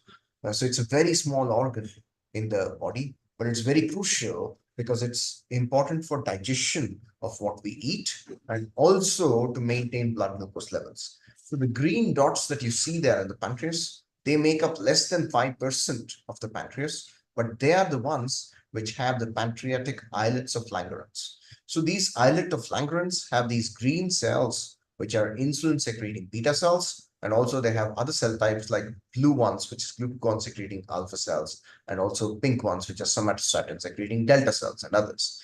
So we focus mostly on green cells here, the insulin secreting beta cells, because insulin is one of the main things in case of diabetes. So this is our lab, which focuses on insulin secreting beta cells in type 1 and type 2 diabetes. So why do this in terms of aging? Why we do this is if you take a section of the pancreas, so this is an younger individual that you see here, and it's an older individual that you see here, and you can see the difference in the tissue here. So there are a large number of atrophic regions in these pancreas that you see. And what is quantified here is that they are really mild in case of like below 60s. And from 70 to 79, they have a large, the changes that you see there, which is from 70 to 79, and this keeps raising. I mean, the data is very less in 90 to 99 and 100 to 109. So just ignore this part. But you can see that the orange bars raise as we age. So that is one of the things that is there in the pancreas. And if you look at aging lens in this perspective, there is something called cellular senescence, where a large number of cells don't really undergo division and they become very silent. And this leads to also very similar things like insulin resistance, metabolic dysfunction, and things like that, which is very similar what is seen in case of diabetes as well, where there is very high glucose. So high glucose can also lead to cellular senescence in aging. That is why aged people have a higher chance of getting diabetes. And that is the reason our lab is focused on looking at metabolic dysfunction, what happens during insulin exocytosis, what are the different things that take place during other tissues and complications that are there during diabetes and things like that in an aging perspective. So with this sort of introduction, I will try to go in a little bit deeper into beta cells and tell you what happens. So these beta cells, when there is glucose, they take up glucose and they generate ATP. So this is very important for the normal cell function because there are large number of granules. These are the gray ones that you see there. These are very small. There are like 100 nanometer in the cell, in the beta cells. So these are the ones which have a high quantity of insulin present in them. So these insulin secreting granules have to fuse to the plasma membrane, and this fusion leads to secretion of insulin. And this insulin is then going via the blood vessels to reach the different tissues that I spoke about. You name it, liver, muscle, kidney, all of this requires insulin from the pancreatic beta cells. And these are the granules which are having these insulin inside them. So once the insulin is secreted, then the blood glucose lowering can happen because the blood glucose is being taken up by all the different tissues in the body. And that's what we want from this. So in case of diabetes, what happens is that there is a change in this phenomenon, which I will tell you in the future slides. But how we do this, or how we approach this, or how do we study these insulin granules is by using microscopy. So microscopy is one of the very good tools to study single cells, like I said, the single beta cells, because these are the ones which have insulin granules, which are these 100 nanometer structures. They are very small, very hard to visualize. So we employ various different techniques to visualize them. Some of it is called epifluorescence microscope, where you can see the whole body of an islet pancreatic beta cell, or let's say, for example, TIRF microscopy, where we can just focus on plasma membrane of the beta cell. This is important because this is where these granules come, fuse to the plasma membrane of the cell, and release insulin as the content. So this is confocal, where you can take optical sections. Don't worry about it right now. So we focus mostly on the TIRF microscope. If you look at images from TIRF microscope, you will see a fluorescently labeled dots that you see here. These fluorescently labeled dots are the insulin granules present in them. And these insulin granules are the one which undergo exocytosis. So I'm telling you a lot about TIRF microscopy and all these cell types. So what we do is we isolate these pancreatic beta cells, and then we fluorescently label them. So this is how they look. You see a lot of puncta or number of dots there, and these dots are the insulin granules, and we stimulate them with glucose, very similar to when you eat a meal. There is an increase in blood glucose. Exactly same thing also happens here, where we try to challenge them with glucose, where there's very high glucose concentrations, which means that you see exocytosis. So this exocytosis looks something like this, where a large number of granules come to the plasma membrane, and you see some sort of a fusion event there. So you can see an increase in intensity and a large number of granules disappearing from the field. This disappearance is because they're coming to the plasma membrane, they're fusing to the plasma membrane, and then they're releasing insulin into the blood vessels of the cell. So this means that there is single individual events which look like this, which are the granules present in the plasma membrane, and then they're releasing, which means the disappearance in the TIRF field. So, okay. So this disappearance means that whatever granules are lost here during exocytosis, all of them have to be replenished. So there should be more granules coming to the membrane, and they should dock there. So this is what we call as docking, where the cytosolic individual insulin granules come to the plasma membrane of the cell, and they undergo a process called docking, which is where they get stabilized. So we should visualize this as well, the docking, where the granules are not present in the TIRF field. They are completely absent. And then you see individual granules coming and sticking there, right? So when we had access to a large number of cadaveric human islets, we tried to image them. So these are human islets that you see there. These dots are the insulin granules, and you see some circles there, which are the number of docked granules. So the number of granules which are there at the plasma membrane of the cell. And like I showed you in the previous slide, we challenge them with glucose, which means that there is insulin excitosis, means insulin is being secreted out to the blood vessels. So this is what you see by the end of the experiment. So this means that you can measure the total number of excitotic events then. So from each individual, we take like 20 cells to see this. And then you see the dot that is there, which is each individual that you're seeing there. This each individual, we plot the density of dot granules, the density of number of granules that you see there, and the total number of excitotic events that you see there. So in this case, you see type 2s, which are in the lower version here. So these are all diabetic people. So they are all plotted with a lower density of dot granules, which means that there is less exocytosis. So we went ahead and we started seeing individual sort of cells in the individuals. So you see each dot here, again, a single individual. So each dot is an individual. So you see a lower density of these dots or dot granules that you see in case of type 2 diabetic. In case of non-diabetic, you see a higher density of dot granules. So you can see on an average as well, this is much higher compared to type 2 diabetes, which is much lower. So this was one of the things where we saw that the total number of dot granules was reduced in case of type 2 diabetes. This is very crucial because when this happens, this can correlate very well with the insulin secretion that you see in the peripheral blood. So this is insulin biphasic response that we see in the peripheral blood. You see the fast first phase and the slow second phase. This is there in a non-diabetic individual. In case of type 2 diabetic individual, you don't really see the biphasic response. So this is in the peripheral blood, and we look at individual cells. There as well, we can see a sort of biphasic secretion. So this is important because the total number of insulin granules, they deplete over time, which is not at all available in case of type 2 diabetes, like I showed you in the previous slide. So the biphasic response that I showed you is all because of glucose. So we also work on how glucose is being taken up by the pancreatic beta cells so that the insulin secretion can be initiated. So one of the students in the lab is working on glucose transporters. In what she sees is that in case of type 2 diabetic individuals, the total number of glucose transporters at the plasma membrane, they are also very few. Why is this important? This is important because the GLUT transporters have to be recruited to the membrane for them to take up glucose. If they can't take up glucose, then it's a problem, which is the case in case of type 2 diabetes, which also means there's a reduced in expression.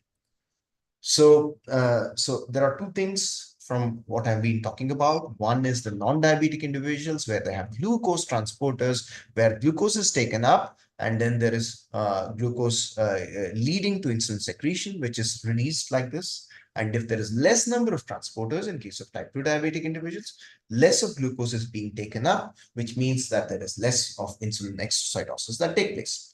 So we tried to see if we can use this for therapeutic purposes. So one of the postdocs in the labs at Pradeepa has been working on this. So she found out that a compound called FU4 A can increase the amount of time these GLUT transporters spend at the plasma membrane of the cell. This is very important because if you arrest these transporters, that means that more and more glucose can come into the cell, which means it helps in the secretion of insulin. So that's all about insulin secretion and how this biphasic insulin secretion is triggered by glucose. So I'm telling you a lot about triggered by glucose. There's one more aspect to this. When there's an increase in glucose, there are calcium channels which take up calcium, and this helps in a case of a release of insulin.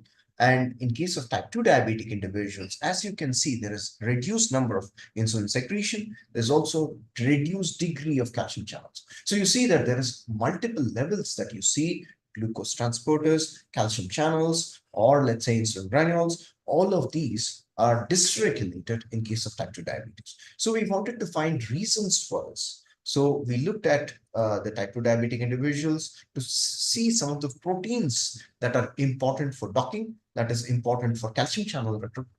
And some of them are REM, RAB, etc. Their expression at the plasma membrane is also reduced in case of type 2 diabetes. So here we are trying to find molecular cues or the reasons for what is happening. Why do we have less granules? Why do we have less calcium channels? Or why do we have less glucose transporters? So these could be some of the molecular cues. So one of them was syntaxin in this case. And the syntaxin, what it does was important for us. We looked at super resolution microscopy, where we can see individual molecules of syntaxin that are labeled here in green, and the red ones are the insulin granules. What you can appreciate is that the syntaxin forms a cluster there, which helps in recruitment of insulin granules. That is exactly what is plotted here. I'm not going into the details of it in the interest of time. So there are many, many proteins that we looked at as molecular cues, and what these molecular cues do for the insulin secretion to happen. We have found various proteins apart from syntaxin and calcium channel that I was describing about, syntaxin 3, RAP7, complexin, alpha SNAP, etc. All these, we found what it does and what is different in case of type 2 diabetes.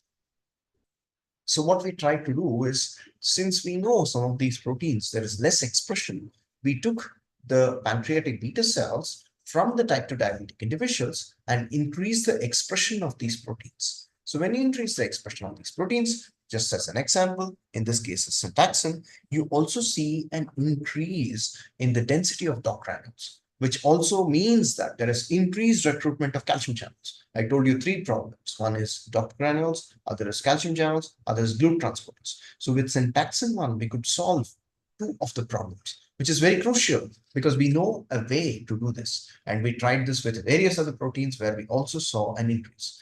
This is important because in a clinical setting where you have like 200 individuals and you try to see HbA1c, meaning how diabetic an individual is, and correlate this with the expression of these proteins, there is a very marked inverse correlation, which means the higher HbA1c means there is less of expression of these proteins. So that also means there is less of insulin secretion that's happening in these individuals. All in all, we have sort of cues of what these proteins could do and at a cellular level and what is leading them to form diabetes. So we want to know how we can increase it by giving sort of drugs and things like that. So one of the drugs that we were interested in was EPAC2. The EPAC2 is not a drug, EPAC2 is a protein. GLP-1 and GLP-1 analogs are drugs. So if you're diabetic, if you're aged, and if you're going to a clinician, they normally prescribe you GLP-1 analogs apart from metformin. So here what happens is EPAC2 gets activated, which is normally the case in case of non-diabetic individuals as well, which leads to more insulin secretion. In type 2 diabetic individuals as well, you can see an increase in insulin secretion. But if you correlate this with HbA1c, which shows how diabetic a person is, there is only to a certain extent that this can sort of increase the secretion. But if the person is severely diabetic, which you see here, over 6.6 or something like that, this drug doesn't do anything. So this is also important to know. Let's say an individual, how diabetic an individual is, how aged an individual is, and what kinds of drugs that you prescribe, and what happens when you look at single cells and what are the changes they bring out. This is what we can find out from this.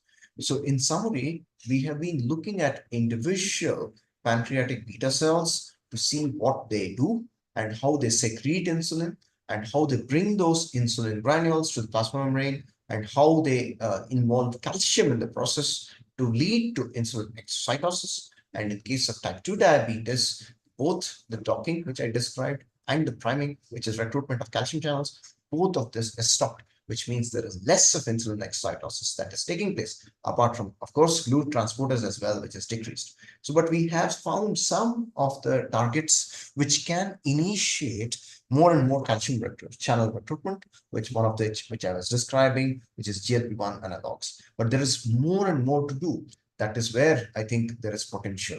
So with this, I would say that I've focused most of my talk on insulin secretion and beta cells, but there is also alpha cells in this context, which is very important for hyperglycemia, and also delta cells, which is also important for control of alpha and delta cells. I think I will not spend much time because I realize I've spent my time trying to discuss about beta cells. So I'll skip many of the things that I was going to say in future, and I'll just end by saying that it's important to look at beta cells and to understand what is happening in case of beta cells and how we can avoid getting dysfunctional beta cells as we age. And glucagon secretion is for another day to discuss, and there's a lot more to do here, and also some extra secretion. So this is what our lab does, and these are the funding agencies which fund us, and all the people in the group have contributed extensively to do this, and all the donors where we have been getting pancreatic islets, and Longevity India, which has also been a great support. Thank you so much.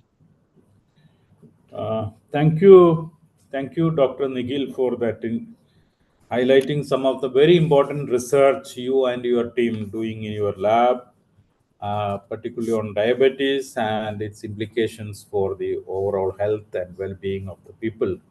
Thank you. We'll have some time for questions a little later. Let me invite now the last speaker of this session, Professor Srirama Kripanidhi, to make his presentation. Before starting the presentation, let me introduce Professor Srirama Kripanidhi. Professor Srirama Kripanidhi is a retired Dean and Head Biotechnology at Sri Satya Sai Institute of Higher Learning, Andhra Pradesh. He has a wide range of publications, research publications in the field of physiology, phylogeny, molecular biology, etc. So thank you so much, sir, for being here, and I agree to participate as a guest speaker in this event. Over to you, sir. Thank you.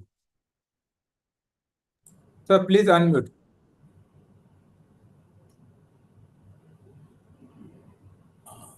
Kripanidhi, sir, please unmute yourself and...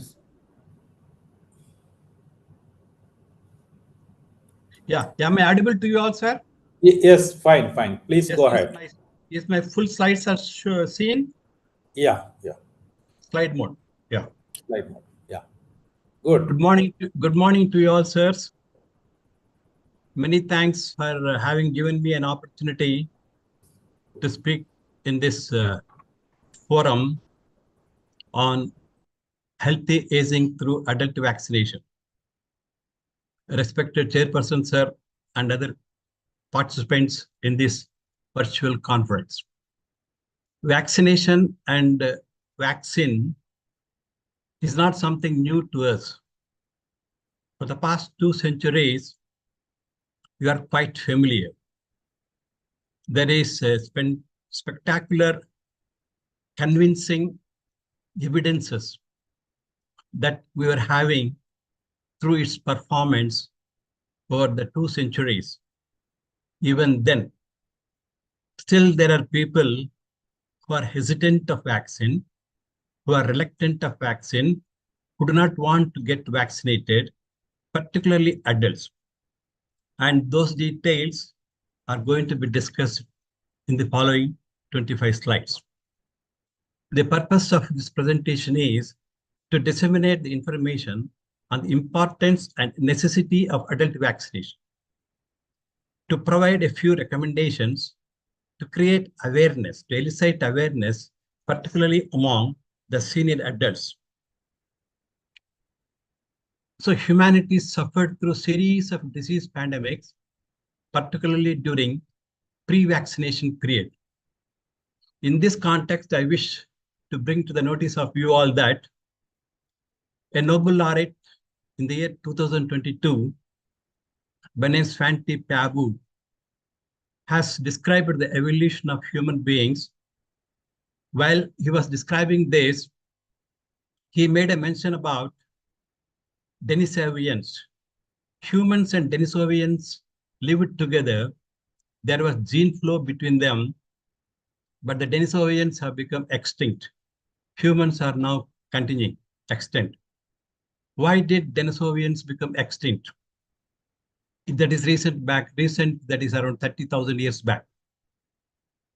There was no, what is it called, attributable environmental calamities.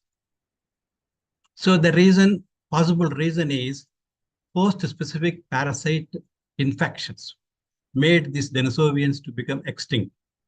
Like this, humanity also is now suffering the specific infections.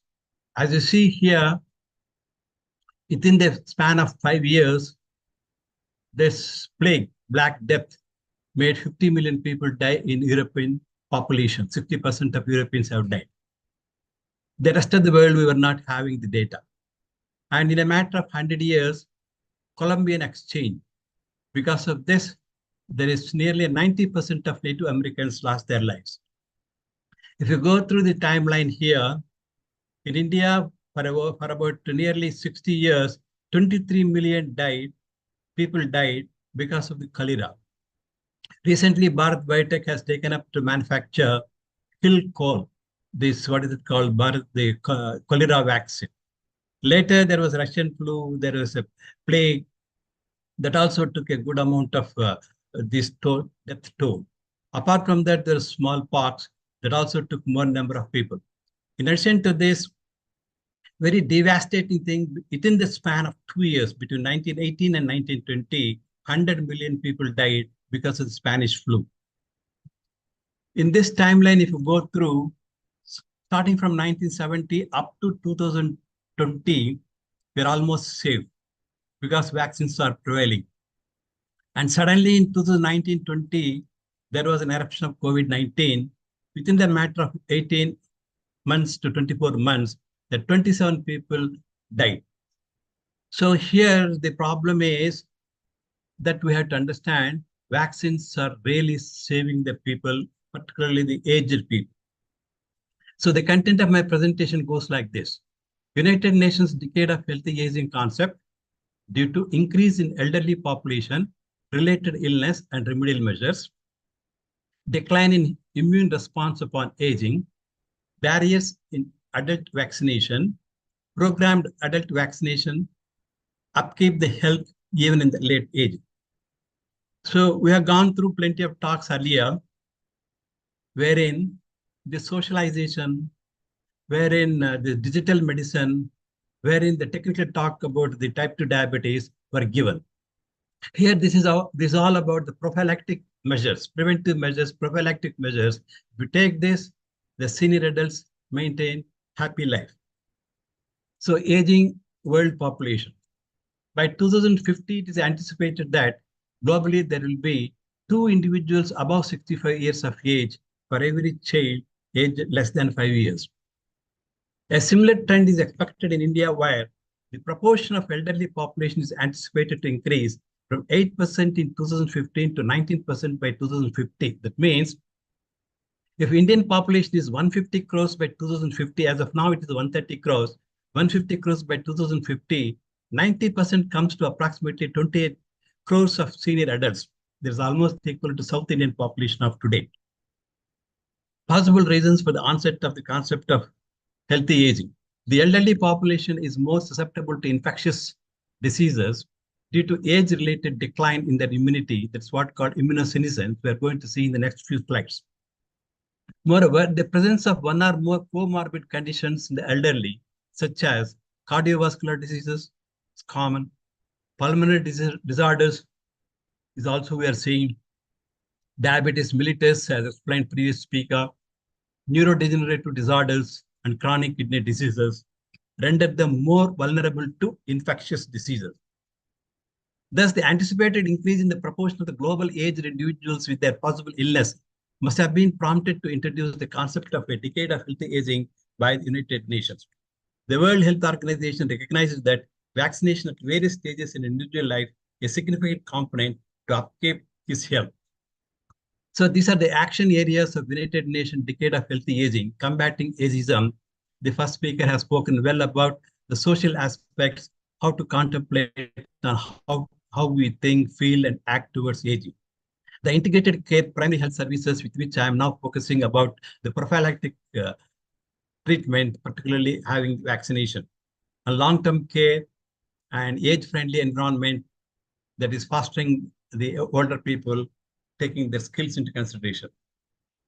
Now, the second aspect of the presentation is decline in immune response upon aging. So if any pathogen, if any bug infects us, we'll be having both innate immunity and adaptive immunity. This innate immunity kills these cells and then communicate to the adaptive immunity cells. That's what the lymphocytes. And these lymphocytes maintain the memory. These are all the clone of cells. These clone of cells, either BRT cells or in relation to the pathogen. In future, if this individual gets infected, this clone of cells see that the infection will not be serious. So like this immune response goes, it needs to be explained to the adults that vaccination sees that the clone of cells will be developed in our system. So that is, a vaccine is a biological preparation that improves immunity against a specific infectious disease. Again, a vaccine leads to the development of a clone of memory cells, which makes vaccinated individual to protect from recurrent infection. The term vaccines and vaccinations are derived from variable that is variole vaccinae, coined by Edward Jenner. Life history of Edward Jenner can be gone through in this website. So now let us see a few more slides on immunosenescence, the master immune cell. So the T cell means the cells which are developing from the thymus, they are called the T cells. Like that, we have got more than 100 types of cells in our body. So the T cell is said to be the master. Master means this undergoes a sort of schooling or education so that the T cell knows what is self. It knows only what is self. If anything is non-self means it attacks. So that is its nature. So as the age progresses, the thymus gets atrophied, and as a result, there will be reduced production of T cells, reduced production of TCR, that is T cell receptor complex, so that we will face a situation called senescence-associated secretory phenotype. Apart from that, in the thymus, there is a positive selection, negative selection. So positive selection means they will attack non-self cells. Negative selections means they will be eliminated. So there is sometimes impaired negative selection of thymocytes. They will see that self-reactive cells, T cells, they will attack our own system, our own organs. As a result, we develop chronic inflammation and inflammation. So this is what senescence-associated secretory phenotype, wherein aging, as the age progresses, senescence induction comes. Once the senescence induction is initiated, there are senescent cells. These senescent cells get accumulated in the body. As a result, there will be inflammation, which makes the tissues to get damaged and immune system to get lowered in its function. So this is another interesting aspect. This also needs to be told to the adults in our India so that they'll be prompted to have the vaccination. Decline in immune competence and immune response among elders, and revitalization due to adult vaccination. Immune competence means the potential of an individual to fight with the pathogen or infection and eliminate this infection. Immune response means activation of immune cells and cascade of events after activation to eliminate this pathogen. So this is the two differences between immune competence and immune response. So let us see this example here. So as we keep vaccinated here, so the immune response keep increasing, and this immune response after 50 years of age lowers down. So as a result, he is going to become immune senescent. Once he gets vaccinated at 50 years of age or so, then immune response again revitalize. So like this, immune competence. So the immune competence during the younger infant age and the younger adults age, it will be fine. As we keep progressing with the age, immune competence, that is our potential to fight the pathogen, gets decreased. It is decreased in such a way that the, what is this? Where is cursor? It is decreased in such a way that the risk of infectious disease, the risk of infectious diseases keep increasing. If you take vaccinated at about 50 years, then the risk of infectious diseases gets lower, risk is lower. So that's what this needs to be elaborated to the adults who are adamant towards the vaccination. So this is again a hypothetical representation where illness index with progressive age due to vaccination. If there is no vaccination taken, then the illness index keep increasing. If childhood vaccination is taken, this particular individual is protected up to 30 years, up to 40 years very neatly, even up to 50 years. Then his illness index is on par with the non-vaccinated individual. So if at the age of 50, as it is shown the mark here, if he takes the vaccinations, then his illness index will be reduced and there will be lessening of the disease burden, even at the family, even at the national level. Let us see a few examples citing the adult vaccination that reduces disease burden. So in a country like China, there is about 20 years data that is collected, wherein hepatitis B surface antigen is given, and there are 28 million people prevented from hepatitis infection and 5 million people prevented from death. So that is the advantage of the adult vaccination. And in UK, about 5 years of study, adult vaccination declined, 37% declined in hospitalization. That is, the rush towards hospital got reduced. The hospitals are not crowded here. And 7.5% decline in public health nursing consultation. And 1 year of study in USA about influenza made 1 lakh people prevented from hospitalization. That constitute about 21% of all hospitalizations, and 7,100 people reduced influenza-related deaths. So this is a few examples that the adult vaccination decreases the disease burden. Next, let us go to the barriers in adult vaccination. So who will influence people about their adamancy, about their vaccine hesitancy? Personal physician will be having good impact, 69%.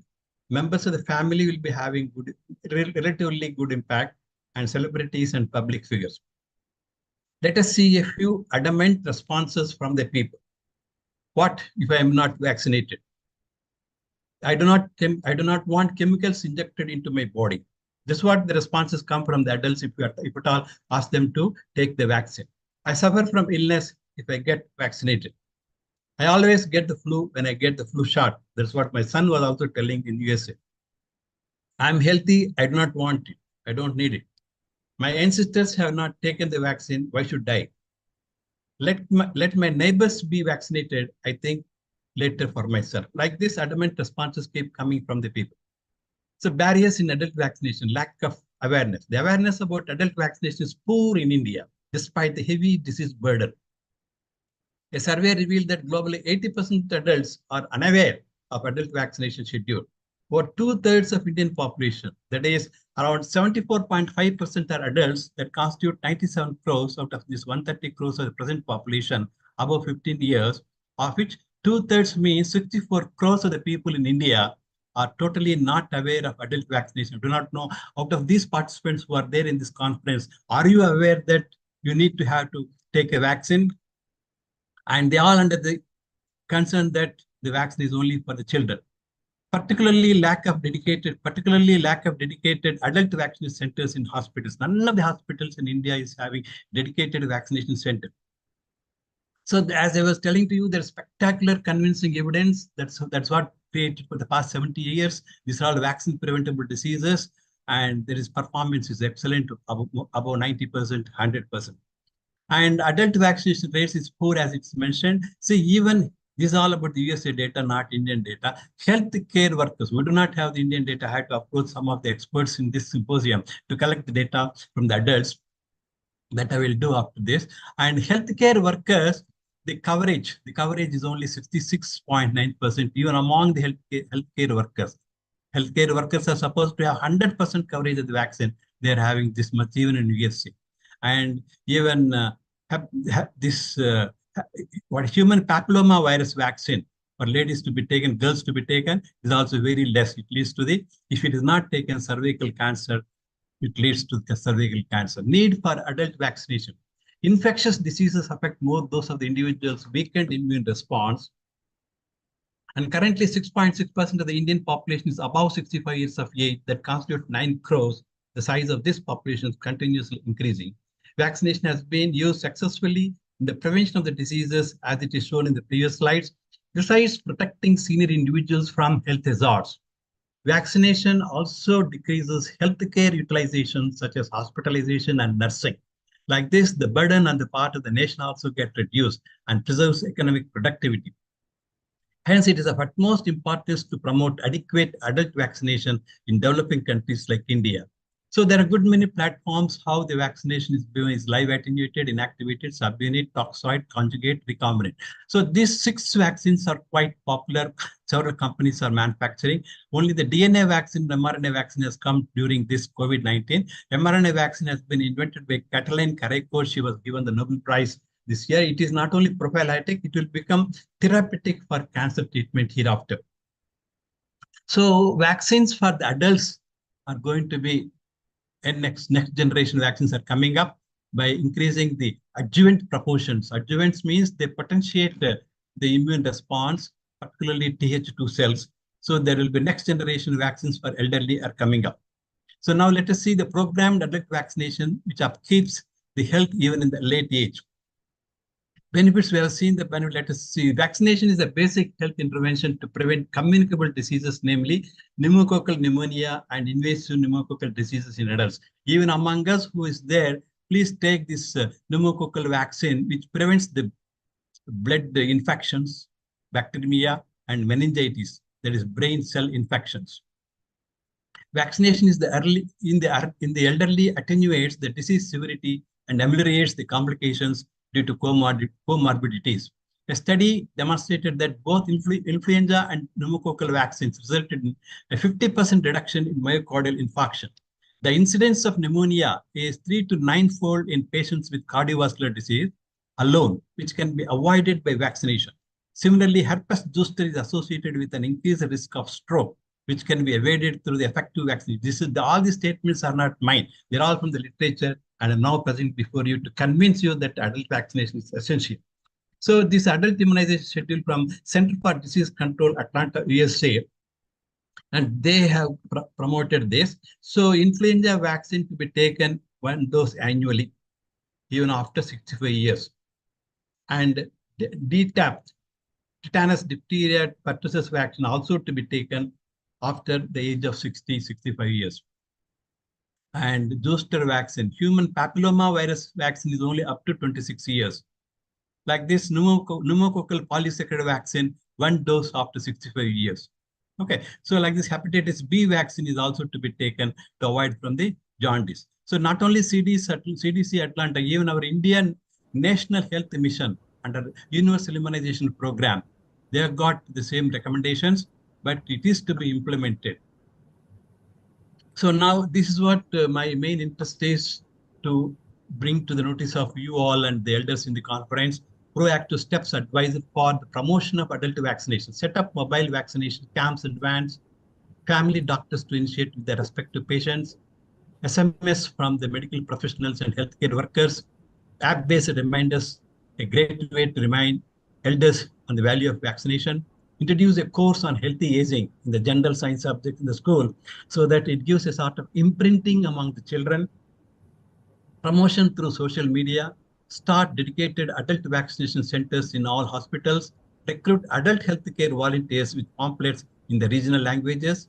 Weekly report in national and regional newspapers on the progress of adult vaccination. If these proactive steps are taken, we'll be having healthy adults and we'll be having less disease burden in the nation. So Indian mythology also reminds that cattle farming keeps us away from smallpox. Cowherd boy Lord Krishna saved his devotees through passive immunization as they were allowed to dwell with the cattle. And even Edward Jenner invented vaccine from mild cowpox pustule to cure wild smallpox. And through Edward Jenner, now the humanity is saved. Summary of my presentation, I come to the fag end. A decade of healthy aging is directed by United Nations due to the increase in the number of older people in the population. Their ill health and consequent measures to be taken are highlighted. The onset of immunosenescence as the age progresses is shown. The benefits of adult vaccinations are reduction in myocardial infarction, reduction in hospitalization, reduction in nursing, and reduction in infection due to vaccine-preventable diseases, availability of elders to assist and guide the family and community. Recommendations for promotional aspects are shown. Thank you. So I acknowledge online resources, public domains for the use of the content to develop this presentation for the dissemination of knowledge. Thank you all. Thank you, Professor Kripanidhi, for that interesting presentation and also very convincing presentation, the need for adult vaccination in our country. So we had 5 interesting presentations now. We have already short of time, but let me invite 1 or 2 questions. Otherwise, all these questions we are sending to the concerned paper presenters. They will respond to that. Let me invite Professor Vinod Kumar for his, he want to ask any question. I think he's. May I know from Nikhil about the distinction between LADA and type 2 diabetes, sir? In the hospitals, plenty of doctors are unable to identify and diagnose the LADA, that is latent autoimmune disorders.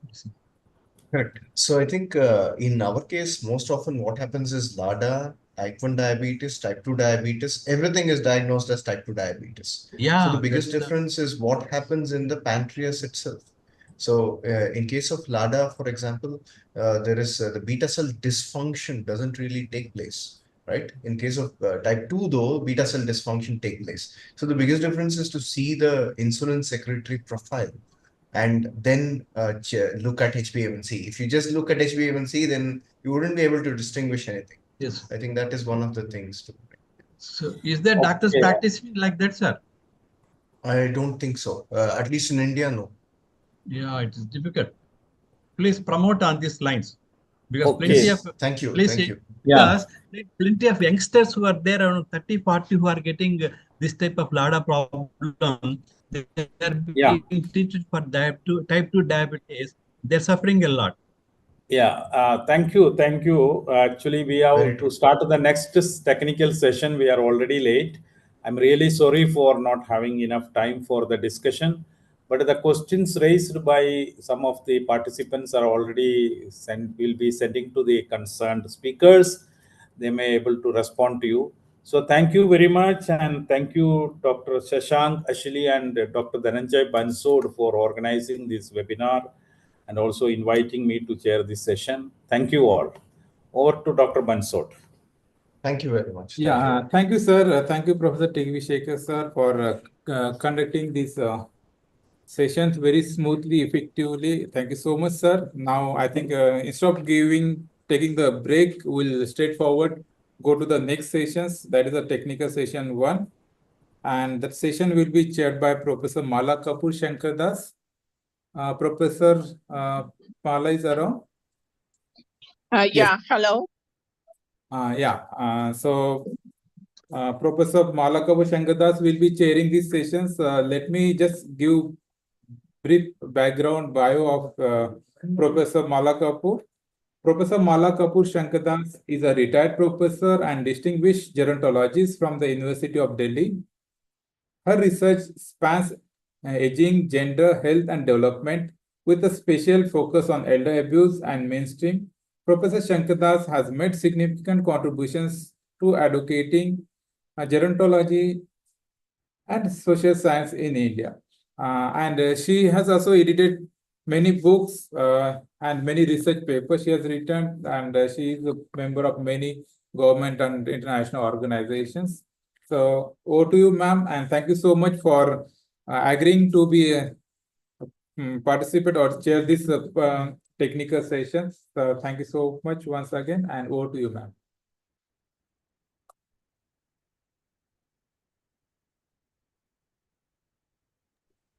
Yes, thank you very much. So without wasting any time, let me send my greetings of the day to everyone and welcome to the first technical session. That is an important one. And the topics being covered are very close to my heart as they relate closely with my academic and research interests, as well as contributions in the field since 1992 from various perspectives. Thus, I'm glad that this morning I'm involved with an exercise that sets the tone for me taking forward the theme of today's virtual conference on living longer and living better. We know in this country and in this century, many individuals live well past 60 years. So it is important for us, all the stakeholders globally, to examine how interventions, data, and innovation can transform aging, the experience of growing old, Make our longevity a celebration instead of being a burden. I hope the papers being presented this morning bring focus on positive steps towards better later years. With these opening remarks, I invite you all to listen, absorb, relate, and note down your observations to be discussed during the question and answer duration, which will be at the end of all the presentations, if we have enough time. So request all to be brief, and we will go along with this discussion based on what the time permits. Therefore, essential for speakers to adhere to their time limit. And I hope everybody falls with this direction. So I would now like to invite the first speaker, who is Professor Sri Rama Kurubandi, who is going to be speaking of healthy aging through adult vaccination. I did presented, madam. My presentation was over. No, ma'am, I think yours is Professor Naveen. Yeah, Kota Kota Naveen Naveen. Gupta. Yes. Professor Kota Naveen, yes. No, you have muted, ma'am. Yeah, I didn't get it. The session which was sent to me, there are 7 presenters. And the second one is Dr. Varalakshmi Manchana, Dr. Richa Nigam, then our presenters Nirmala, Family Varghese, Ayushi Das, and Manoj Takuka. All those are correct, but the first presenter is Professor Naveen Gupta. Oh, I didn't have that name with me. Okay. I'm sorry. My apologies. That's okay, Somehow. no problem. Yeah, My no apologies. problem. Please go ahead. As far as he knows, he has to speak now. Yeah. Professor Gupta? Yeah, hi. Good morning, everyone. So, am I audible? Yes, please go ahead. Okay, yeah. So, let me just share the screen so that you can see the presentation. Is the presentation visible to everyone? Yes, it is. Okay. Okay, so let me get started. Okay, so good morning, everyone. So, I would first like to thank Dr. Shashanka and also Professor Mala for conducting this session and the conference. So it's really informative and I'm getting to learn a lot of stuff. So I'm actually working at IIT Guwahati. I'm an assistant professor and I'm going to present some of the research which is going on at my lab, neural engineering lab. So it's directly related to mental health and aging. So I hope it's informative to all of you. And if you have any questions, feel free to shoot it. You can email me as well, straight to my email, right? So let's get started. So I'm going to give you the bird's eye statement, right? Bird's eye view of my talk. So I'll introduce the problem statement, right? And then I will sort of get to electrical fields in brain. So I'll be discussing about this blue part of it, the traditional brain-computer interfaces using electroencephalogram, and also the natural environment EEG application. So I think you might be interested to know that we have electrical fields in our brains. So hopefully this will get a lot of questions. And the other part which is going on, some research is going on with regards to magnetic resonance imaging. I don't think I will have time for it. I will just breeze through 2 slides so that you get a view of what exactly our lab is working on. Okay. So images actually convey a lot of stuff. So this is the traditional computer interfaces or the measuring of an electroencephalogram or the brain functions and structure, which has been inside the lab. But in today's scenario, most of the research, people want to get, let's say, mental workload, or let's say, if you want to have track of epilepsy patients, right? You want a system wherein you want mobility in place. So this is where the world is heading to. And a lot of research is going on into getting applications where mental health can be sort of measured in a daily health scenario. Okay. So apart from that, we're also working on structural MRI, as I said, wherein we have developed an algorithm called Ubinin, which sort of gives coins the entire MRI image into a single number. And also, we are also looking into subtyping within Parkinson's. So everyone knows Parkinson's, Alzheimer's, and depression and stuff. But within Parkinson's, there are subgroups or subtypes. So we are working on that also. So with that introduction, let me just give you the problem statement. I think most of you would be knowing a lot of stuff over here. So I'll just quickly breeze through it. Mental disorders have different representations. They are characterized by a combination of abnormal thoughts, perceptions, emotions, and relationships with others, right? So you would have heard about the host of terms like depression, dementia, schizophrenia. All have subtle differences with each other. So depression, I think, is pretty well known. For someone being persistently sad and not unmotivated and having suicidal thoughts, right? So they are actually characterized as depression. Schizophrenia are people who hear voices and see things which are not seen by others. So they also have negative empathy. And Parkinson's disease is a motor dysfunction disease. And apart from that, the Alzheimer's and autism are also closely related to the spectrum of diseases. So they are usually characterized as neurodevelopment disorders. Okay? So, and as you know, Alzheimer's and sort of dementia and others neurological disorders occur predominantly in aging, right? Apart from this traditional World Health Organization classified stuff, we have something new popping up, which we need to be very careful. Okay. So this is a digital era. So everyone's sort of having a tab or everyone's having a laptop or a mobile phone, right? So you can see the host of digital gadgets which are popping up, right? So the good aspects is that it's giving accessibility to resources with all of us. It's also helping in giving support to online communities. But the negative impact is it's leading to addiction. Okay, so you take a step back and think. If I say like in 100 people, there are at least now 75 people who cannot stay or live without a mobile phone, right? So first thing anyone looks up is, do I have a mobile phone or do I have a tab, right? So that is kind of leading to addiction of smartphone devices. And also there's this, the younger generation is social media addiction. So the host of apps out there, right? So you know that the younger generations are sort of hooked on to the smartphone and to their apps, which is kind of scary in a way because you're kind of obsessed, getting obsessed to these digital gadgets. So the need of our is have a balanced liking. So you're liking something is okay, but you need to be balanced and not get obsessed with it. Okay.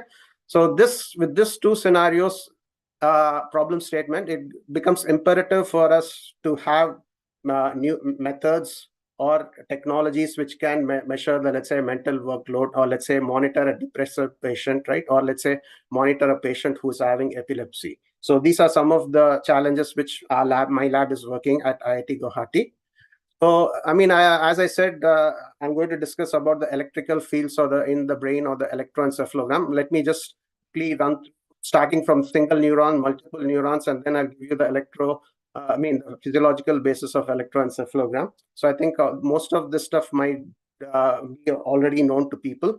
So neurons, as you know, is a specialized type of cell for information transfer. It's responsible for action potential. So I think this is standard biology, which one of us knows. So neuron has dendrites, and the powerhouse of the neuron is the cell body or the soma, and then there is the nucleus, right?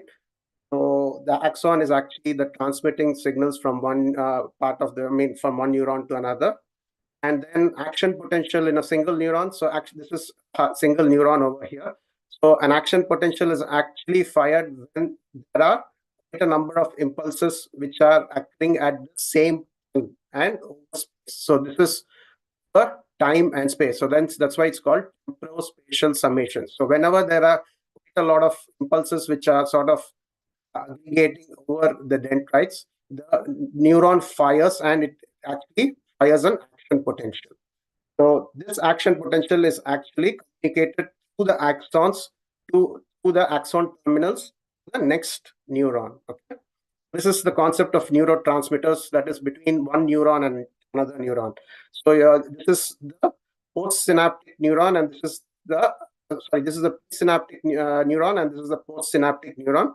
And you have the neurotransmitters which are sort of enabling the transfer of information from one neuron 1 to neuron 2. Okay. So these can this can be excitatory or inhibitory based upon the type of whether it's glutamate or whether GABA is present in your neurotransmitters. Okay. So this is actually called as the synapse, which we would have probably learned as well. Now let me get to a different level. So I started off with a single neuron, and then I spoke about action potential within one single neuron, and then communication between neurons. So when you take that to the brain, so you have you have your scalp over here. This is the skull, and this is the gray matter of the brain. Okay, so let me show you this figure. So this is the gray matter which is present over here. And these are your electrical fields. So this is a section of cerebral cortex showing the micro sources which contribute the synaptic and the action potentials. Okay, so have these sources, neuronal sources in your gray matter of the brain, which are actually contributing sort of synaptic and electrical fields, which are sort of recorded across the electrode which is placed on the scalp of the person. Okay, so this is here the electrode. You can see one single electrode. So this electrode will capture the synaptic activity of, let's say, some tens and thousands of neurons which are present in this region. Okay, so it is measuring the activity of all the electrical activity of all these neurons, and the ensemble is sort of recorded over here. And you can see that you can see that signal, 4-second signal corresponding to the neurons which are firing at this location. Okay. So from the activity recorded over here, what we decipher? So we recorded a single channel of electroencephalogram. That is the activity due to a bunch of neurons. From that, we can actually do some analysis, and we can find whether the brain, someone is sleeping, is in deep sleep, or whether someone is in a relaxed full state. If you have the frequency ranges, if it's in the alpha range 8 to 13, then we can say that Mr. X or Miss Y is actually in a relaxed state. Okay, when it's in the delta state, that is the frequency being 0.1 to 3 hertz, we can say that Mr. X, Miss Y is actually in a deep meditation or sort of into a deep sleep state. From the signal recorded from the brain, we can decipher a lot of things. So even we can find out the frequency ranges will be in 14 to 29 when they're doing computing and mental activities, computing and mental load activities are being done by the person. Okay, so these are some of the uses of recording the electroencephalogram, which I just discussed with you. So, I mean, I think everyone knows this organ. This is the powerhouse of our entire body, right? You can see that various regions of the brain are actually responsible for various functions. So you can say that the prefrontal cortex, this region is responsible for working memory, and it's also responsible for solving complex problems. Whereas you have the primary visual cortex, which is responsible for vision. And then you have the primary auditory cortex, which is sort of responsible for hearing. Similarly, you have other areas, which shows that different areas of the brain are responsible for different functions which we perform. Okay, so that's the reason why we can listen to music and also simultaneously walk, right? So our motor and our auditory are happening parallelly. So that's the reason that parallel processing of the brain is clearly brought out over here. So this I'm going to show this figure a few times so that it hits your brain and we know where we are going, right? So this is the problem statements which I discussed, and this is the blue part which we are going to discuss in detail. I explained to you the electrical fields in the brain, right? And then now I'm going to explain to you what exactly a brain-computer interface, or how to make use of the signals which we have recorded just far, right? So let's get started on this. Dr. Gupta, may I also request you to start winding up? Your time is almost up. Yeah, sure, definitely. So this is sort of a brain-computer interface wherein the person is actually doing a task, we are measuring the electroencephalogram, which I just explained to you, right? And that is getting recorded, and that is sort of being stored into a computer. Okay, so this enables inactivity to control external devices. Okay, so it combines hardware and cognitive paradigm. So this is a paradigm which the person has to do. And these are some, this is how, so he's actually required to, let's say he's required to count the number of O's which are being flashed. Okay? So X and O's are flashed, but his task is to count the number of. So whenever an O is flashed, since he's focused on the task, there's going to be a P300 potential which is evoked, which is going to be recorded by the system, right? And that sort of is being picked up. And we can find, using intelligent signal processing techniques, we can say that Mr. X or Miss Y is actually focusing on the letter. Okay, so that enables us to actually get into applications like cognitive biomarkers, right? So we can see over here the subject is able to spell the letter R. So there's going to be a flashes, rows and columns in this video. And whenever a column or a row containing the R is flashed, the subject counts 1, 2, 3 mentally in his mind. So technically, he's focusing on the task. And whenever the row or column is flashed, there is a potential which is evoked in your brain, which can be detected using signal processing and machine learning techniques. Okay, so this actually means that we are able to spell the letter with, there's no need to write or type. So we are spelling the letters just using the brain signals. Okay.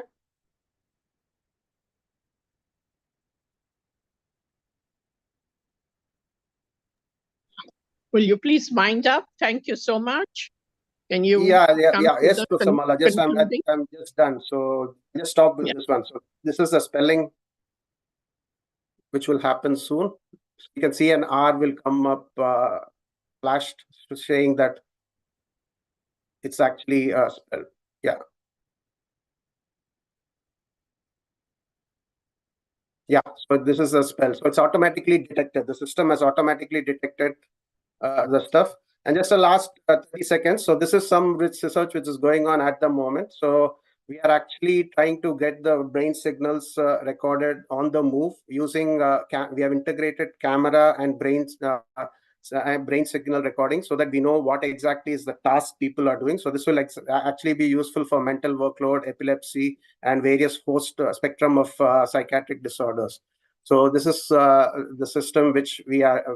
So this is inside the lab, wherein recording the camera data and the signals onto a smartphone, right? And then you'll see this is task 1, mobile EEG cap. And then we would get out of the lab in a natural environment scenario, wherein we can monitor both healthy and people with mental disorders. So this is eyes open. Just last 20 seconds, he will get out of the lab and he will be walking around. So that's in the natural environment.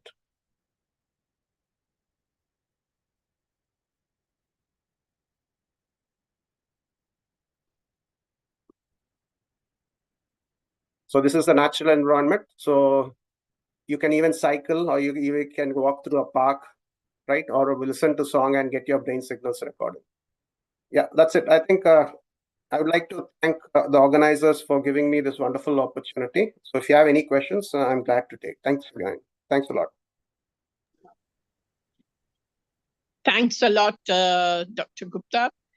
I'm sorry to have rushed you, but the instructions given to me was not to let anybody exceed 15 minutes of their presentation. And we move on. Now, my request, not only for this, but for other papers also, presentations, please put your questions in the chat box, and I'm sure they will, the speakers will have a look at it. And I think there is a procedure they want to follow. Please stick to it. We are short of time. So I invite the next speaker, Dr. Varalakshmi Manchana. Ma'am, sorry to disturb here. Ma'am, there is Dr. Nirmala wanted to go somewhere urgently. So can you just take Nirmala first and Mala Viralakshmi afterwards? Okay, sure. If it is okay with the speakers, I'm fine. Yeah. Sorry. Dr. Richa Nigam, not Nirmala. Sorry, Dr. Richa wants to go. So what do you want to do, Dr. Dhananjay? Yeah, then we'll allow Dr. Richa to present first, then afterwards, Veeralakshmi. Okay, okay. Yeah. So my apologies, and I hope that the order is fine with everyone. So I invite now Dr. Richa Nigam, who's going to talk about cognitive aging and lifespan emotion regulation. Request you to please keep to your time. Thank you very much. Please start. Ma'am, thank you so much for making me begin in time. Is my screen visible? Yes, it is. Okay. Thank you so much. And thank you the other presenters for letting me present in time. So I'll be talking about cognitive aging and lifespan emotion regulation. To begin with, I want to thank my supervisor, my research supervisor, who has been part of this work while we were designing it and executing it. So I'll be talking about cognitive aging. I hope we are all aware of this concept, and emotion regulation, explicit and implicit emotion regulation, and emotional well-being. So these are the things that I want to talk about in my talk. So let me just talk about these terms so that there is no confusion in the end. When we're talking about cognitive aging, we talk about cognitive decline in cognitive functions that is happening as a consequence of aging. All right. And then we are also going to talk about, what I'm going to talk about is emotion regulation. How, despite the cognitive decline happening in older age, emotion regulation is found to be intact. That means how well you manage your emotion as a consequence of you being somebody being old, it is intact. It is not disturbed. Then I'm going to talk about explicit emotion regulation and implicit emotion regulation, wherein we'll be talking about explicit self-reports of people experiencing certain emotion in everyday life, and an account of and another study which is talking about implicit emotion regulation, wherein we are going to tap the distinctiveness with which each emotion is separately represented in participants' head. So for that, I'll be using an implicit association test. Then I'm going to correlate explicit and implicit test and talk about emotional well-being as a consequence of aging or across lifespan. So I'm using 3 age groups in my studies: young adults, middle-aged adults, and older adults. So this is the format of my talk. Let me just begin with the paradox that we have in effective cognitive aging. So it is found in previous research that as people grow old, they are less affected by negative emotion. Now, how is that? When you are losing on memory, when you are losing on cognitive functions, what is happening? That is still leaving the older generation or older people less affected with negative events or negative emotions.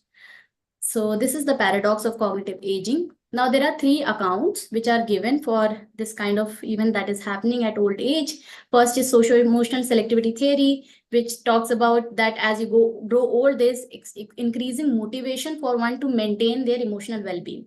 And this is a very pioneering study. So I'm going to base my results on this theory.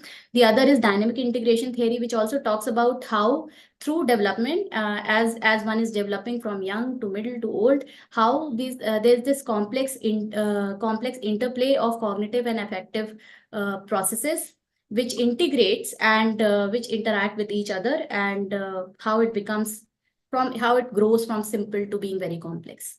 And then there's also some indicators from other cognitive studies which have found early attention in older adults, that they are engaging with positive emotion more compared to negative emotion very early in their attention process. So these are the 3 theoretical accounts, and I'll be basing my results on these 3 accounts. Now, what we know from the previous research is that emotion well-being is maintained with age. Emotion regulation in another study, this is also found that the control mechanisms that we have in the brain, they are implemented as well as young adults, in old age, as well as young adults engage. So that is there. And then there is also something called positivity bias that exists in older adults. So when we say that older people are focusing more on positive emotions as compared to negative emotions, we are talking about a bias that is existed in older adults towards positive emotion as compared to negative emotion.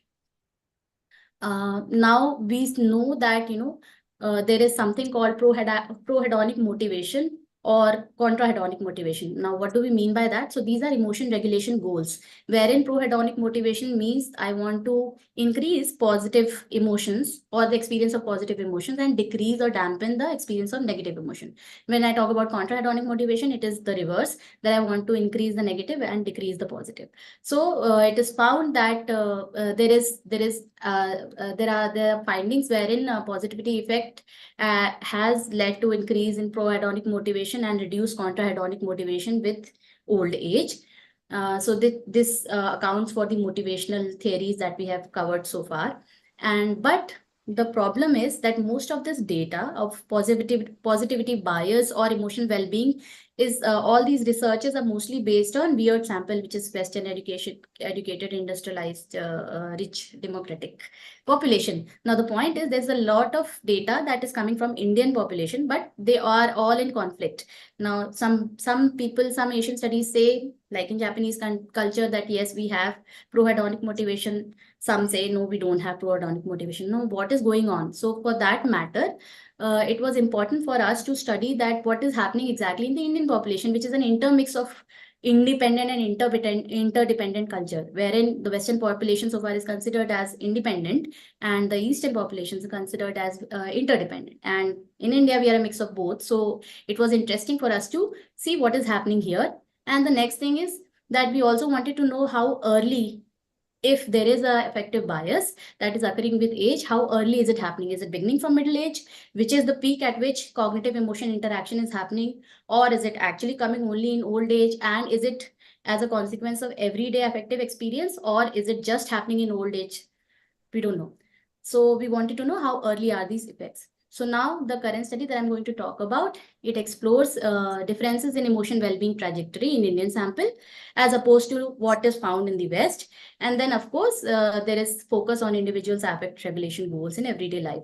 So I'm going to use experience sampling measure in the study 1 and self-reported measure. So these are two self-reported measures wherein people will tell how they feel about each emotion in their everyday life versus an implicit association test, which is part of study 2, wherein they'll be conducting an experiment like the way Professor Naveen just showed, a lab-based experiment, and then we are going to see a correlation between these two and see what happens.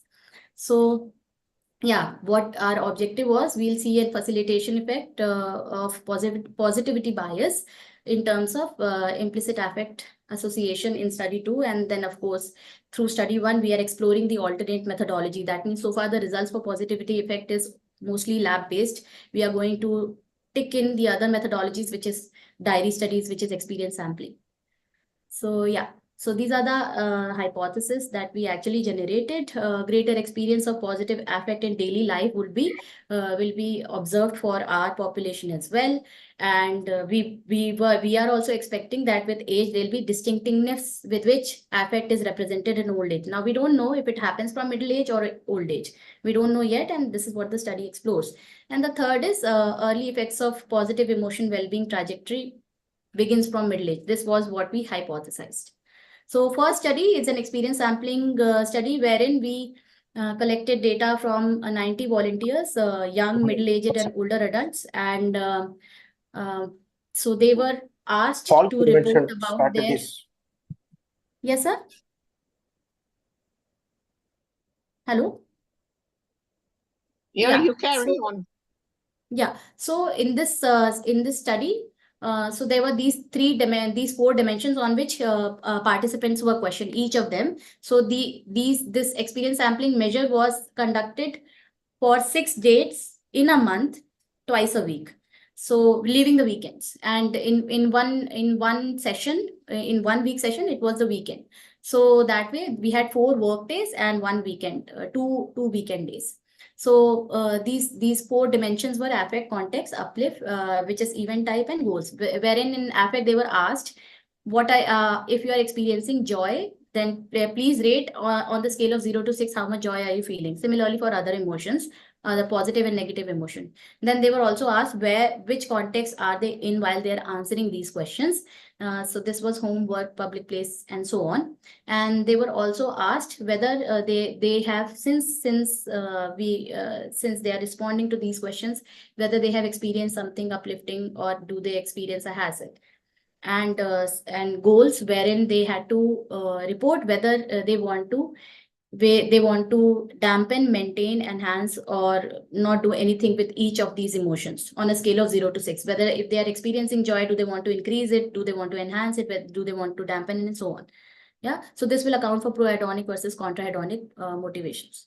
So, and the self-report measure was again an explicit study of emotion experience, wherein the participants had to report for each of these emotions that we had spoken in the previous slide, whether they are feeling, for example, if I take joy, whether they are, how much of comfortableness or pleasantness do they experience while they're experiencing joy. Similarly, if they find joy disturbing or bothersome. Now, this was a one-time conduction. So they had to report whether they find joy disturbing or bothersome. Again, they have to report the same thing on a scale of 0 to 7, or if they find joy inappropriate, helpful, meaningful, and so on and so forth. Now, these answers were also categorized into 4 things: positive, pleasant. If they find joy as comfortable and pleasant, so that is rated as positive, pleasant, and negative, unpleasant. Okay, and then there is also positive, unpleasant, and negative, pleasant. So these are the 4 dimensions. Now, given these 2 self-report measures, these are the statistics that was conducted, wherein we computed age into affect. Affect is positive versus negative affects clubbed together. Then age into event type, which is uplift and versus hassle. And then there is a three-way ANCOVA, and followed by similar ANCOVA for self-report measure. Now, what did we find? These are the everyday affective experiences, mind you, of the participants, wherein now we find a very clear evidence that older adults, actually primarily all the 3 age groups, were experiencing in their everyday life positive more as compared to negative. But older adults reported to experience lesser negative affect compared to young adults in their everyday life. This was experience sampling based results, and younger adults also reported experiencing less positive affect as compared to middle-aged. So now we see a very clear age difference in their everyday lives in Indian context. Then again, when we're talking about uplifts and hassle, older adults were reporting, they were, no matter what was happening in their life, they reported as experiencing more uplifting event as compared to hassles. And yeah, of course, and they reported less hassles. And again, for the 3-way ANCOVA, we found that overall there were greater experience of prohedonic motivation across all age groups as compared to contrahedonic motivation. Now, the previous research has also provided that contrahedonic motivation reduces with age. Now, this is what we did not find in our Indian population. We did not find significant instances of contrahedonic motivation across the 3 age groups in our population at all. And also there were reports of finding mixed affect in Western population. By mixed affect, I mean that, experiencing joy and sadness in the same day at the same time. There were increasing reports of finding mixed affect, and there were none in our population. So that is one finding. These are the 2 findings which are different from the West. Now, talking about self-report measures also, we across all the age groups, we found overall more pleasant and pleasant hedonic tone for all the affects that was experienced across all the participant groups. Now, these are the explicit reports of experiencing emotions in their everyday life. Let's go to the result section, discussion section of this, and then I'll go to the implicit part of it. Now, based on the results presented so far, we can see that everyday affective experiences are shown to be regulated by emotion regulation goals. That means prohedonic motivation goals are helping people to regulate, particularly the older adults, to regulate their emotions better as compared to negative emotions. In fact, they focus more on positive emotions. And there's higher magnitude of positive emotion experiences and lower magnitude of negative emotion experiences for uplifts and hassles also, and for prohedonic versus contrahedonic goals. Right?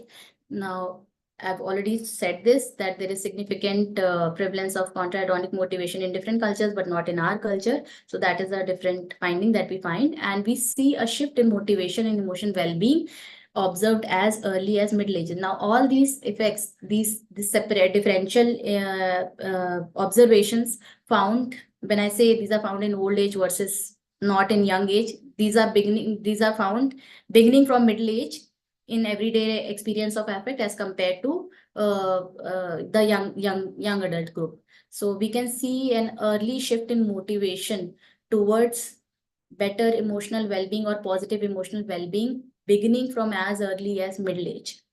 Now let's go to implicit affect valence, wherein we try to compute how emotions are represented in somebody's brain. Now the point is, when I say implicit association test, it will tell me if I associate positive emotions as pleasant. So I will take longer in my reaction when I have to club positive emotion as non-pleasant or something else, right? Because that will create confusion in my brain. Now that is what implicit association test does. When all your categories are in the same direction, so it is easier for one to actually categorize these experiences or these emotions.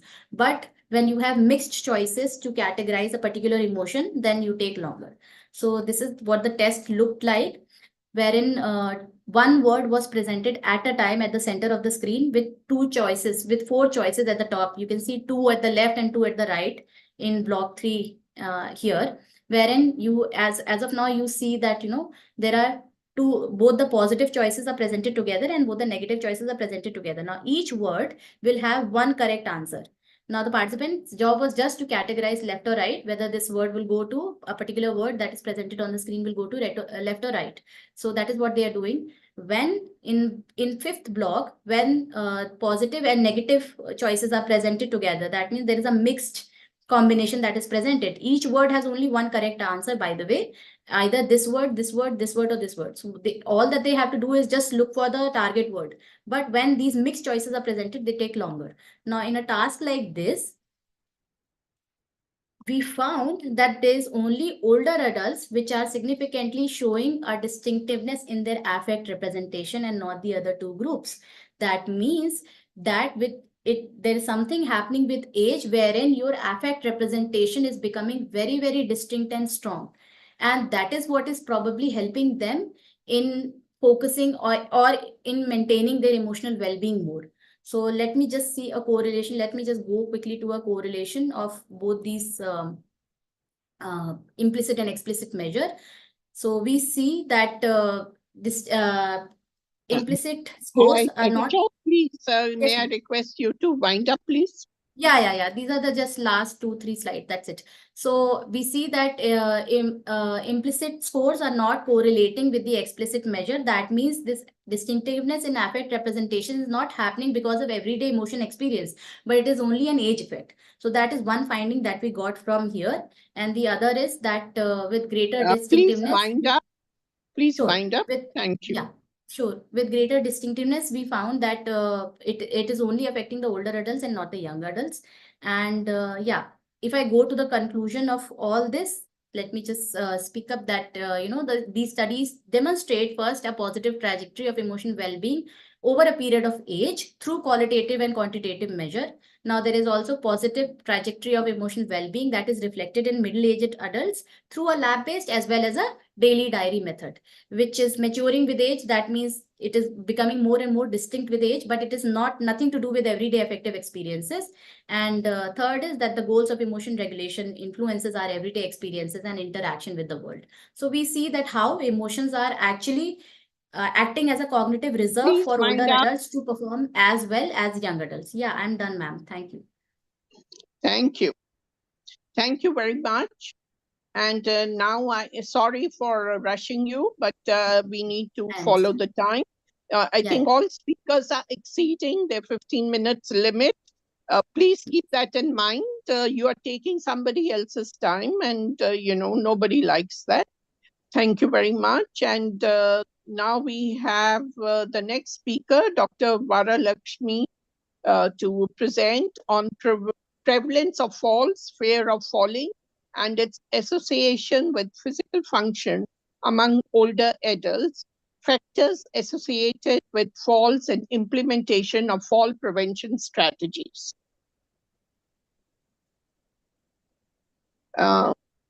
Dr. Varalakshmi, are you there?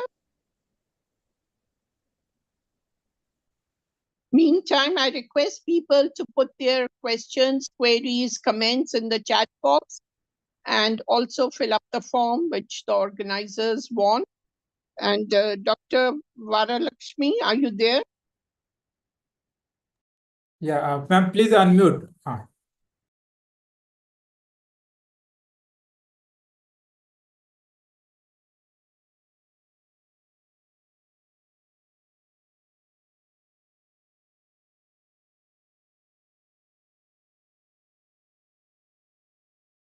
Looks like there is a technical issue from Dr. Varalakshmi. She's unable to switch on her microphone. So should we move on to the next presentation? I believe so, Dr. Bansard. I think we should move because she also wanted to go at 1 o'clock. So let us just hear once again. Dr. Varalakshmi, is it okay now or can we switch to the next presentation?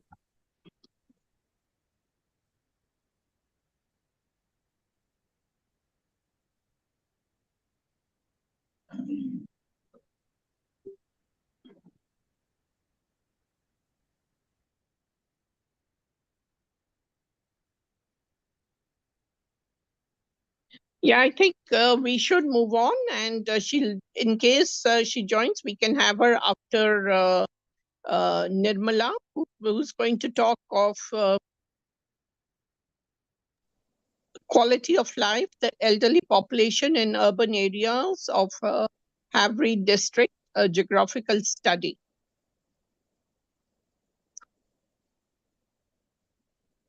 Is she there, Nirmala?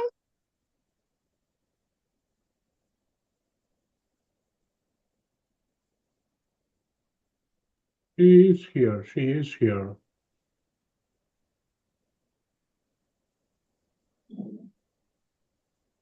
Okay. Yeah, she started the screen sharing. That's okay then. Yes. Fine. Dr. Dhanajay, can you find out about Varalakshmi? Yeah, she just called me. She said she's joining with another system. Okay, so maybe we have it after Nirmala's? I think so. Okay, please, Nirmala, go ahead. So please try to keep within your 15 minutes limit. Wind up before I have to remind you. Thank you so much.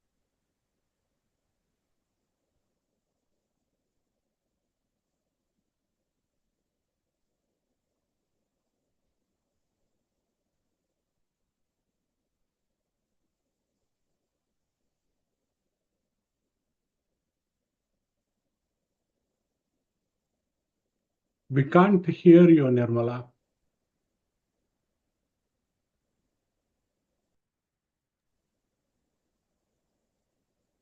Is there any technical problem with on the side of the speaker or some connectivity issue? I believe it is on the side of the speakers. Yeah, because now, from our end, we can even able to hear from you all. Yeah, I can see her slide, but yeah, even what do you say? What do we do? It's getting a bit dicey now. Agree. We can probably take questions if we have any questions for the previous speakers. That's one suggestion. Yeah, at least one or two. Yeah, but then once we start that, what about the others? Or move on to the next speaker and come back to the speakers we are not being able to connect right now? That's a good idea as well. Let's go ahead and move on to the next speaker. Okay, so we call the speaker number in 5, which is Flemmy Vergus. She's going to speak on management strategies of loneliness among older adults in Kerala. It's a qualitative study based in India. Ma'am, there is a problem. Flemmy Vargas is not here. Oh. There is a technical problems today. I don't know why. I think that Varalakshmi just joined. Yeah, I think Dr. Varalakshmi has rejoined. So let us see if she is able to present. Dr. Varalakshmi, can you Yes, hear yes. me? Yeah, please. There is a microphone issue. Yes, I'm available. Yeah, we can hear you. Please get started. Yeah, to avoid further delay of time, let me start. Yeah. I will share my screen. Yeah, and keep to your time limit. Thank you so much. So, no, it is showing that the other participant is sharing. So unless she closes, yes. Yeah, I think it's fine now. They have switched off her screen and you can get started. Dr. Varalakshmi, please start.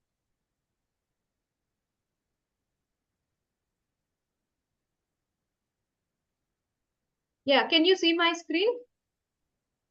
We can see you, not the screen yet. Not yet. Is it? How about now? Yes, please go ahead. We can see it. Okay, so good afternoon, everyone. So since morning, we are hearing about the demographic and social transition, how it is resulting into the number of population or the proportion of aging population is increasing. It's just not a global phenomena, and India also is increasingly faster in pace. And we are sooner will be not anymore younger India, we will be silver India. So in connections, when I said that the population aging is a global phenomenon, in the recent India aging report also shows that the projected estimates, what it shows, we are moving much faster than the projected estimates. When the projected estimate says that by 2025, we will be around 8%, we have crossed it much faster than before. And it is estimated by 2050, we will be around 22%. It is not only global number, also India. So having said that, when we said India is increasing much faster, that is 2/3 of global aging population, what the number says, is living in the low and middle income countries. And when we say the number of aging population is increasing, is it just a challenge? Not necessarily. When we say that longevity is we are able to see, witness the longevity and our population are living longer, it is also a sign of celebration because it is indicating a national achievement. However, it comes along with challenges. So aging population potentially comes along with several challenges. So these challenges includes not only the functional, but also mental health and also their changing social roles and changing social status in the society and also the cognitive declines. And these are all challenges and to be reality are not independent. They are all interconnected. So among them, one of the major challenge which is less addressed or less identified is what I am going to talk is falls. Falls and fall-related injuries are major public health challenge, and because they are connected with the fall-related injury as well as disability, and it impairs the quality of life in the later life. So all of us agree that irrespective of our health-promoting behaviors, aging is inevitable. So in that case, are we all taking all the measures, that is individual level, family, societal, and also the national, that is policy level, are we prepared to address the challenges in connection to the aging so that they can live a dignified and graceful aging, they experience a dignified aging in the later part of the life, which is their right also. So falls and fall risk among older adults, when you see 1 in 4 individuals, that is 1/3 of aging adults experience at least one fall each year. And this prevalence of falls in India is almost 14 to 53%. See the major range. When I said 14 to 53%, 53 is a huge number. Falls itself is not a major risk. Fear of falls also is a major drawback for the older adults because it is not only physical debilitation. They also have various reasons why their social participation and their social mobility is restricted. When you see the right side of the graph, the various reasons in one of our recent research indicates, it is from the community-based research, which is indicating that more than 15% of the people, all these reasons are listed out. Among them, you have the several reasons like disinterest to go out because of the body image, because of less recognized, or because of we are not included in the society, various reasons they are perceiving. And fear of falls is one of the major reasons, 36%, because if I fall down, who will take care of me? Because there is no adequate family or social support system in India, especially because of in the midst of changing family dynamics, and our informal care and primary care is almost vanishing. So fear of fall influences their mobility and also their social participation, which also influences are a predisposing factor for depression and also social isolation as well as cognitive declines. So as I said here, cognitive declines, when I said mobility is not just an independent, it is very strongly connected with the cognition, because the executive function of the cognitive parameters and also the mobility, gait and balance are interconnected. So when we say that the whole brain is involved in the balance, but however, certain brain structures, especially like thalamus and also basal ganglia and our cerebellum, are connected with the balance and coordination. And likewise, when we see the number of aging population are increasing 22%, the dementia prevalence also estimated to be 14% by 2050. That means if 22% of our aging population, we are also estimating 14% of them are demented. 14% of overall population. That is more than 50% of them will be demented. So are we ready? Are we ready to take care of them socially, and the healthcare system is prepared? So in connection to this, I would like to say why the fall risk prevention is important at the primary level, because it is required not only from the system, but also individual level preparedness, the environment, family, that is home, and having a regular activity, and also addressing the vision, cognition, depression related challenges. So it is a holistic. So we have to address not a single component, it should be a multi-component interventions are required, and multidisciplinary, interdisciplinary, team-based approach also is required. So having considering this need, so we have proposed and we are carrying out a research project currently, which is the ongoing research project. Part of that, I would like to share few of the preliminary outcomes.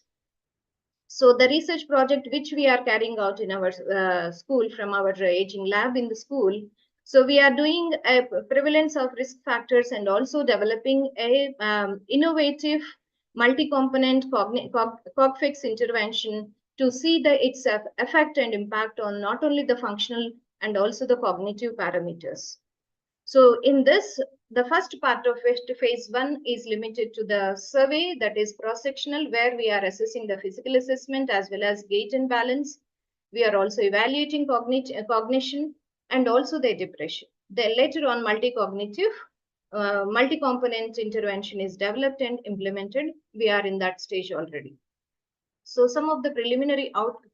So having said that, the risk factors associated with the falls. So there are various types of risk factors we have identified already. This part of the survey is already completed. And based on our findings, I have segregated them into 4 important dimensions: health-related factors, individual behavior patterns, and also environmental and age-related or biological changes. So that you can see all those factors in front of you. We have adequately all those 4 dimensions are affecting the individuals for the risk of falls. Because of the limited time, I'm not going to elaborate all these factors what we have identified in our research. So I'll take you forward to some other also research findings. However, so when you see, we have identified individual related behavioral problems, especially which are their lack of awareness, are not using the spectacles, are not using the assistive devices for the hearing or visual impairments, and also their behavioral factors, fear of falls, and also the environment, home environment, and also outside environment, and also biological changes and health related issues. So some of the preliminary outcomes I would like to say, when we had 344 of population we have our survey. We have used both urban, also rural population in our research. And here it shows that we have used from 60 to 85 years of age, and our participant minimum age is 65, and it is leading to 85. And we have that having that composition. Now I'd like to say the prevalence and predictors of false citizen, and there are more than 26% of the people have agreed that they had a one fall, which also resulted moderate to severe injury. And many people, 71% above, said no fall because having a small injury and having some minor hit or such things are not considered as fall according to them, because only falling down on the ground is considered, perceived by the population as a fall. So having reported them, about 26%, 26.16% have had consequences of falls and fall related injuries also.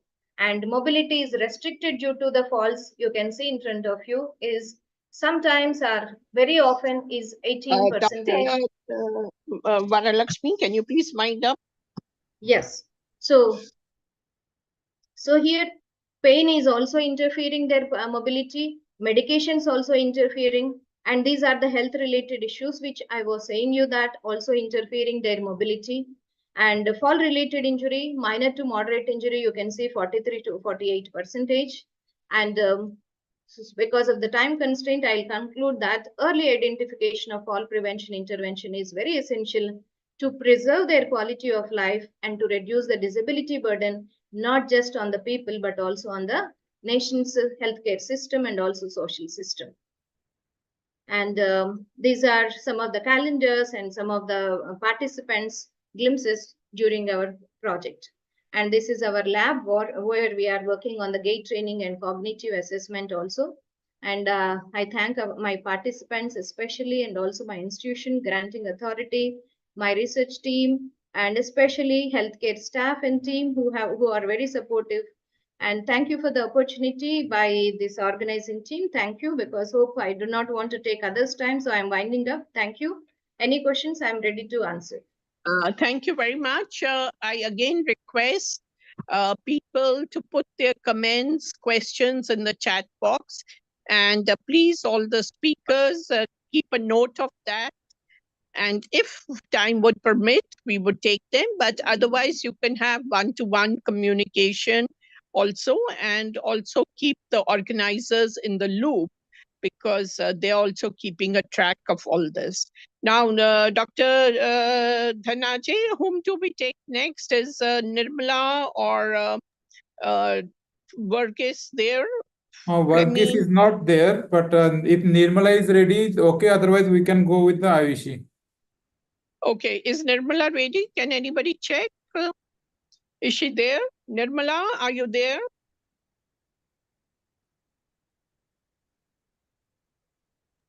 She has some technical problems. So then I think we should go straight forward to the Ayushi. Yeah, may I request Dr. Ayushi Das to make her presentation? This is on understanding healthy aging in India, insights from multivariate regression trees.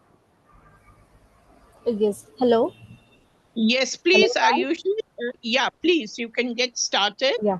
And please see that you stick to your time limit. Thank you so much. Thank you, ma'am. Let's start.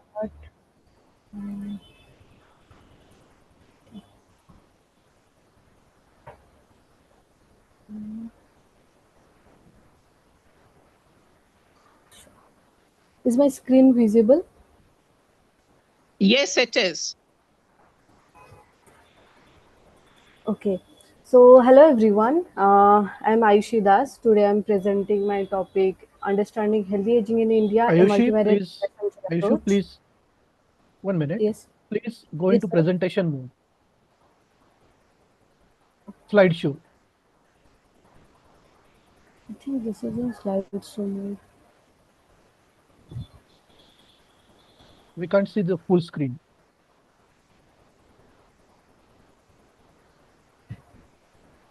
Can you press F5? 1 second.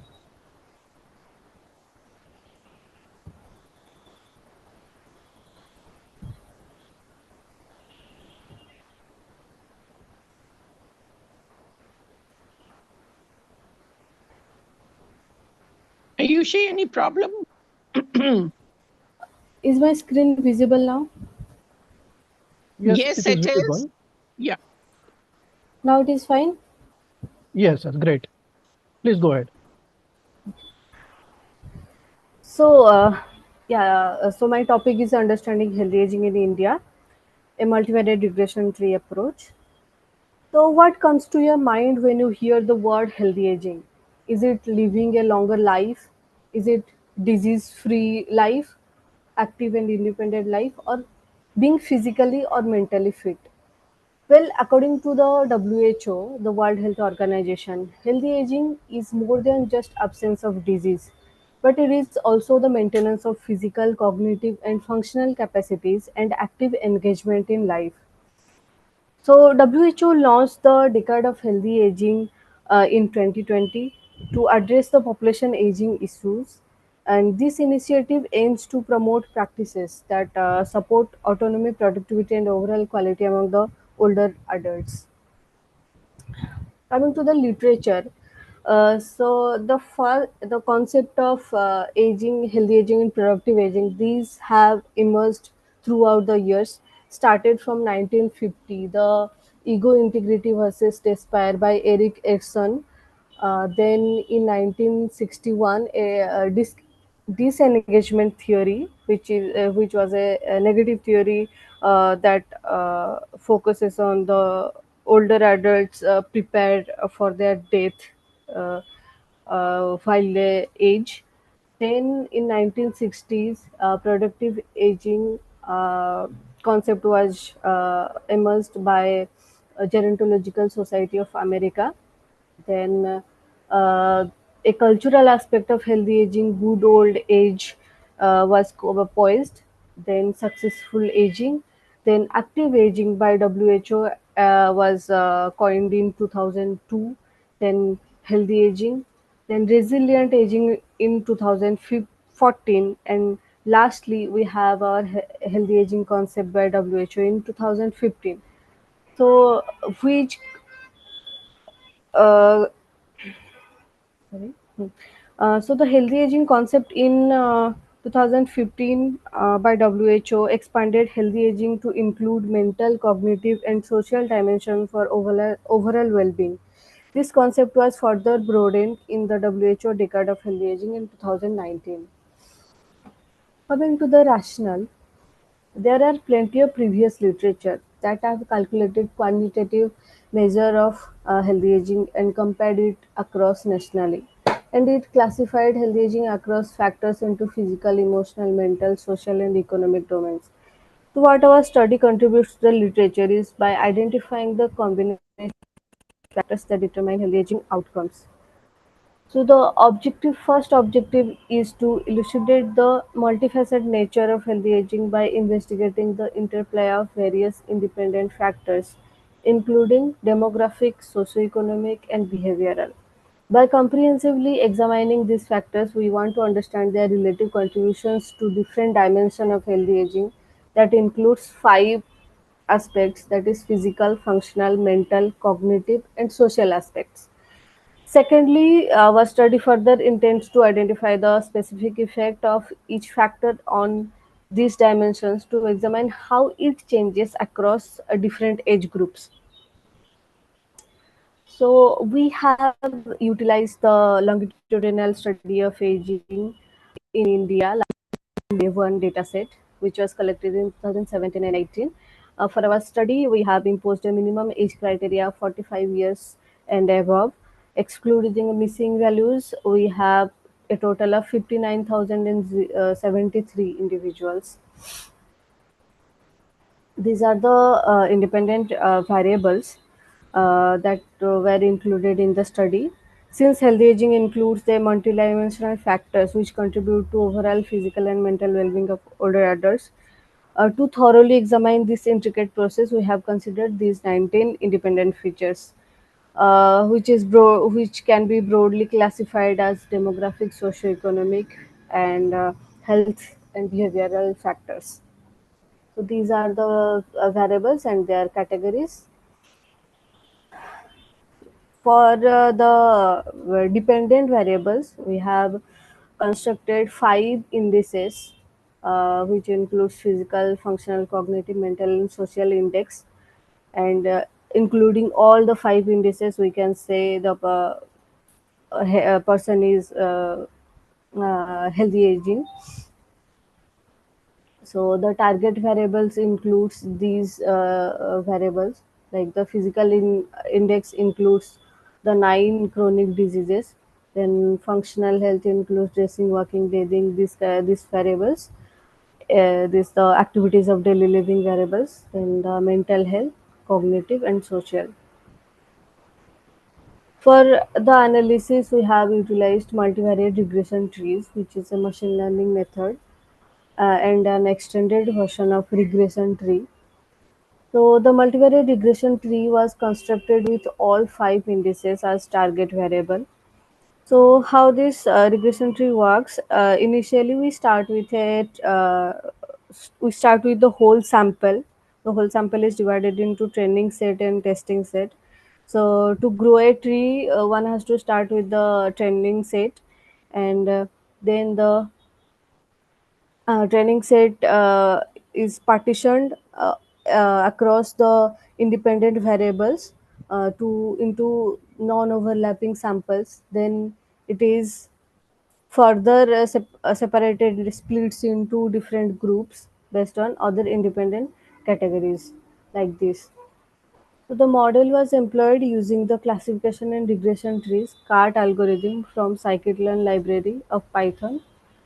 Why we used multivariate regression tree? Because since the nature of healthy aging is multifaceted, and it is essential to know how different factors jointly interact to determine healthy aging outcomes.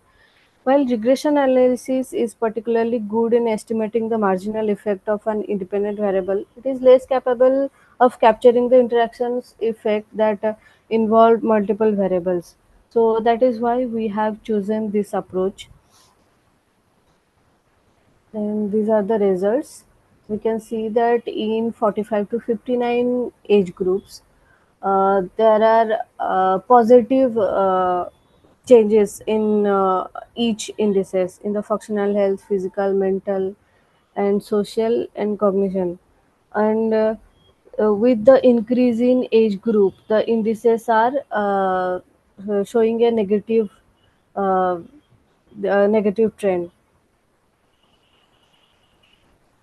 So this is the output of the multivariate regression tree. The tree has 8 end nodes, and each constituting 5 values for 5 indices of healthy aging. So we have simplified this diagram to for better understanding.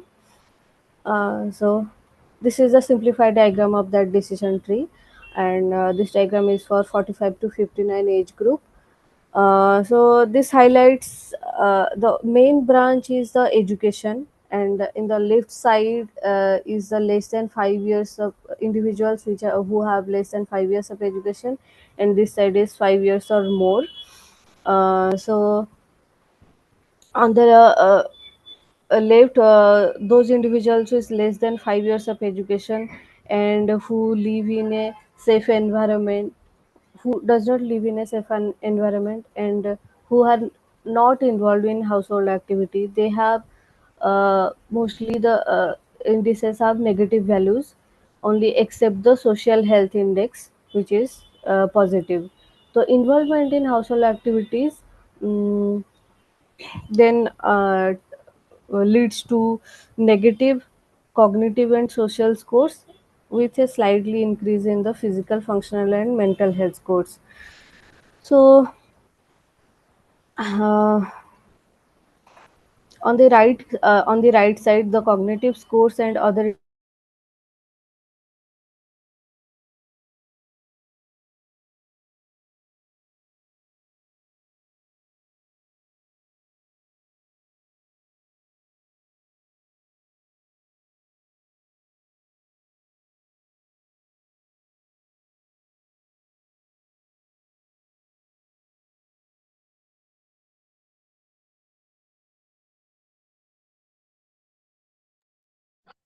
I think there's some technical glitch.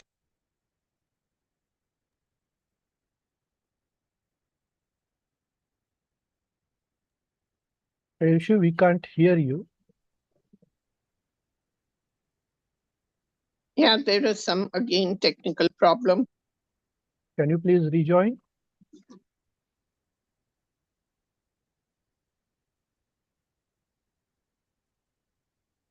Ayushi, if you are hearing, please try rejoining.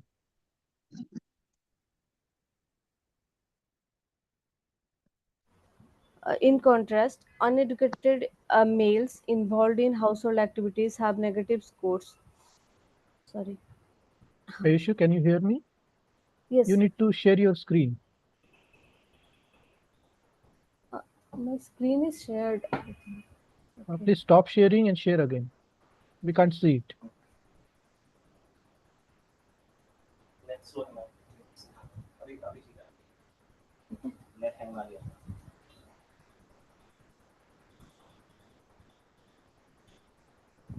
Is it visible now? Yes, please continue. Thank you.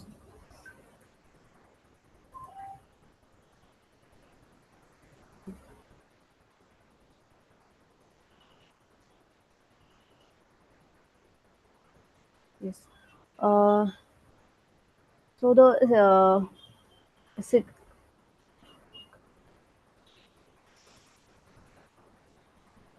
the uneducated females involved in household activities have slightly better physical health scores than other categories, and but they have a negative functional, mental, cognitive, and social health scores.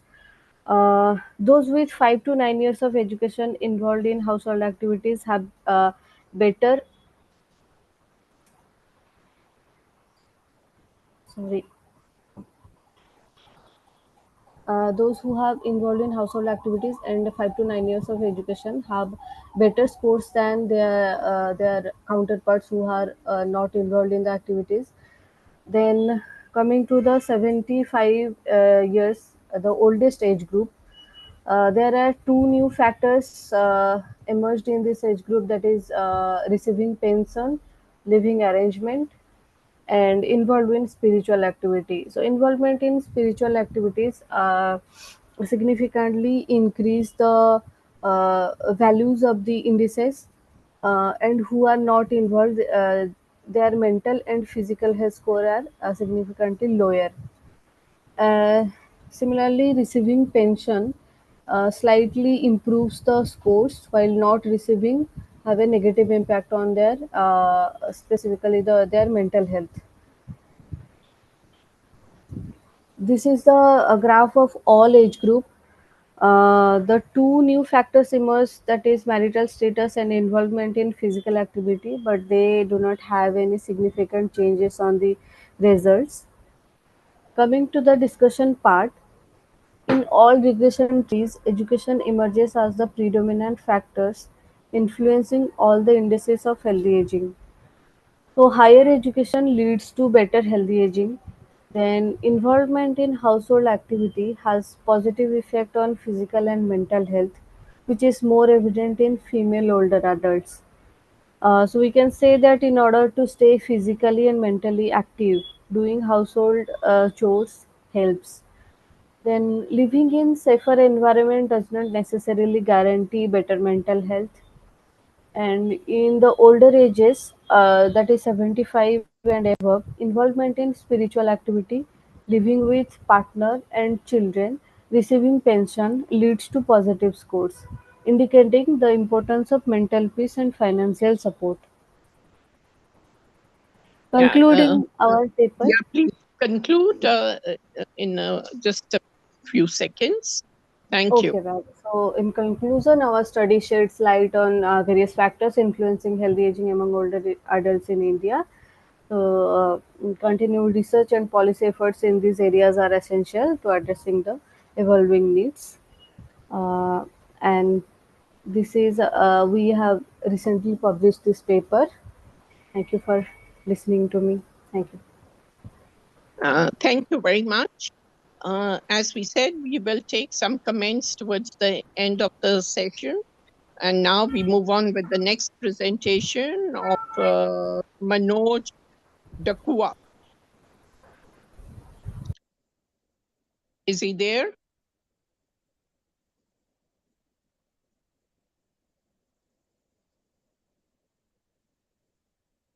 Can anybody check, please? Is he there? Or if Flemmy Burgess has been able to join or she's not joining? Yeah, Manoj is there. Yeah. Okay, fine. Great. Welcome, Manoj. Please start with your presentation and preferably keep to the time limit. Rather strictly keep to the time limit. Thank you.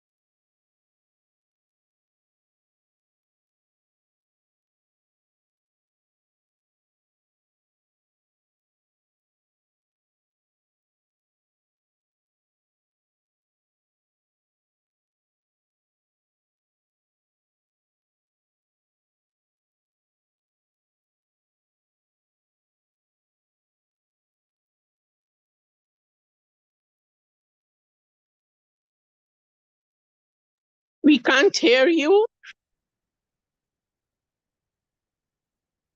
Hello? Hello. Yeah. Can you please get started? Couldn't hear you.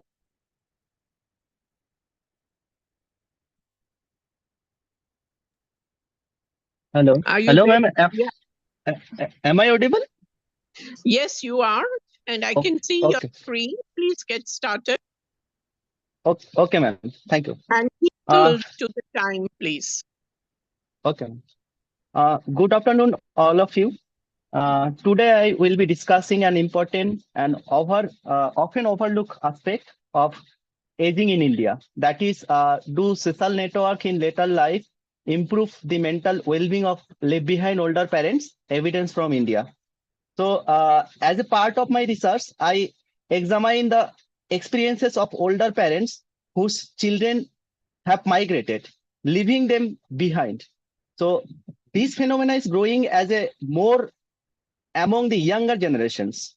They are moved away for work or educations, this creating a new challenges for elderly well-beings. So myself, Manoj Dakua, a PhD scholar from IIPS, and my research explore whether social networks in form of friends, social participation, community interactions, or family can act as a buffer to improve the mental health of these left behind parents.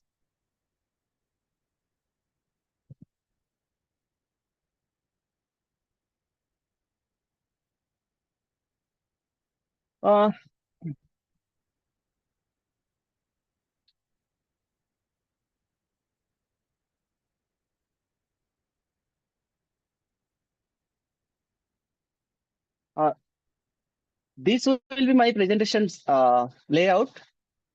Coming to the background of my study, as we know, population aging is a major demographic concern in 21st century globally, not also exception India also.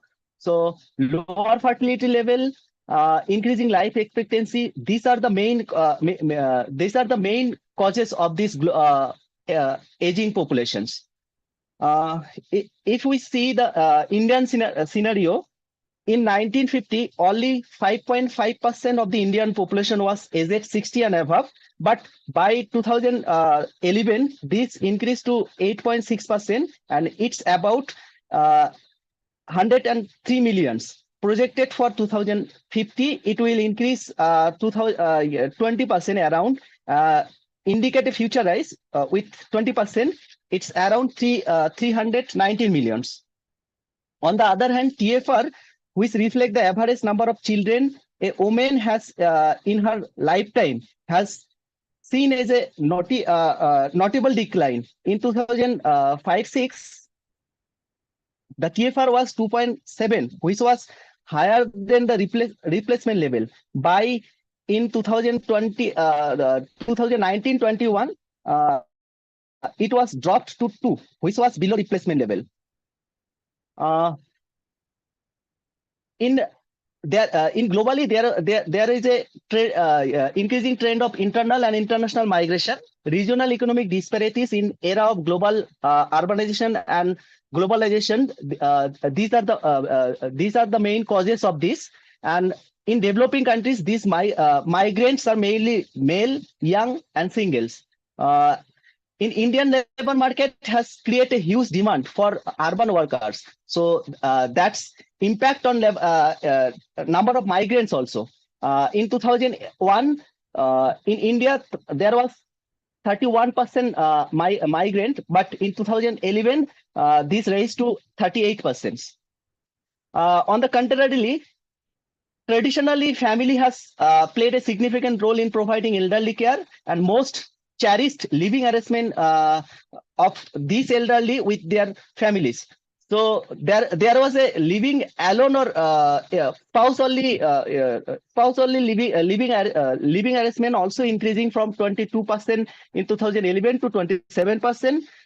Age structural change, family nuclearization, and rapid urbanization, massive movement of young adults. These are the main causes of these changes of living arrangements. So these have lead to concern for lag behind elderlies. Mental or psychological health issues are becoming more important as global aging processes. WHO defined health is not merely the absence of illness and weakness. It also a state of perfect body, mind, and social functionings. So these definitions shows that apart from the physical and mental health, social functioning is an important basic element that complete the concept of health. So this social network is a fundamental element of social functions, and it's positively associated with psychological or mental health. Coming to the need of these studies, there is an increasing number of adult migration because of rapid urbanization and globalization era, and this leads to increasing living alone parents, and that's create decreasing familial support for older persons, and this has effect on their well-being, and for this, the necessity of mediation is needed for their good health and well-being. Data source and methodology. Data source. For this study, I have chosen the LASI data. The main variable, older parent with migrant children. Basically, those children who are resided in other state or outside the country, and these children are above the 18 years and male, and 18 years and above. So outcome variable here, the main outcome variable is mental well-being or psychological well-being. So I focused on mainly 4 key indicators. First one is self-reported general health, depression, and life satisfaction and cognitive abilities. Self-reported general health, overall how older parents health is general. So responses ranges from very good to very poor.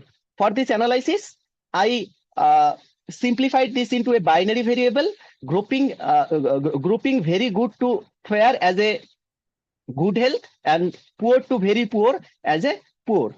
For depressions, depression measure using the CIDISF scale, that is short form of Composite International Diagnostic Interview, focusing on mainly major depressions. So respondents were asked 10 questions about their feeling in recent past 2 weeks. A score of these 3 or more positive responses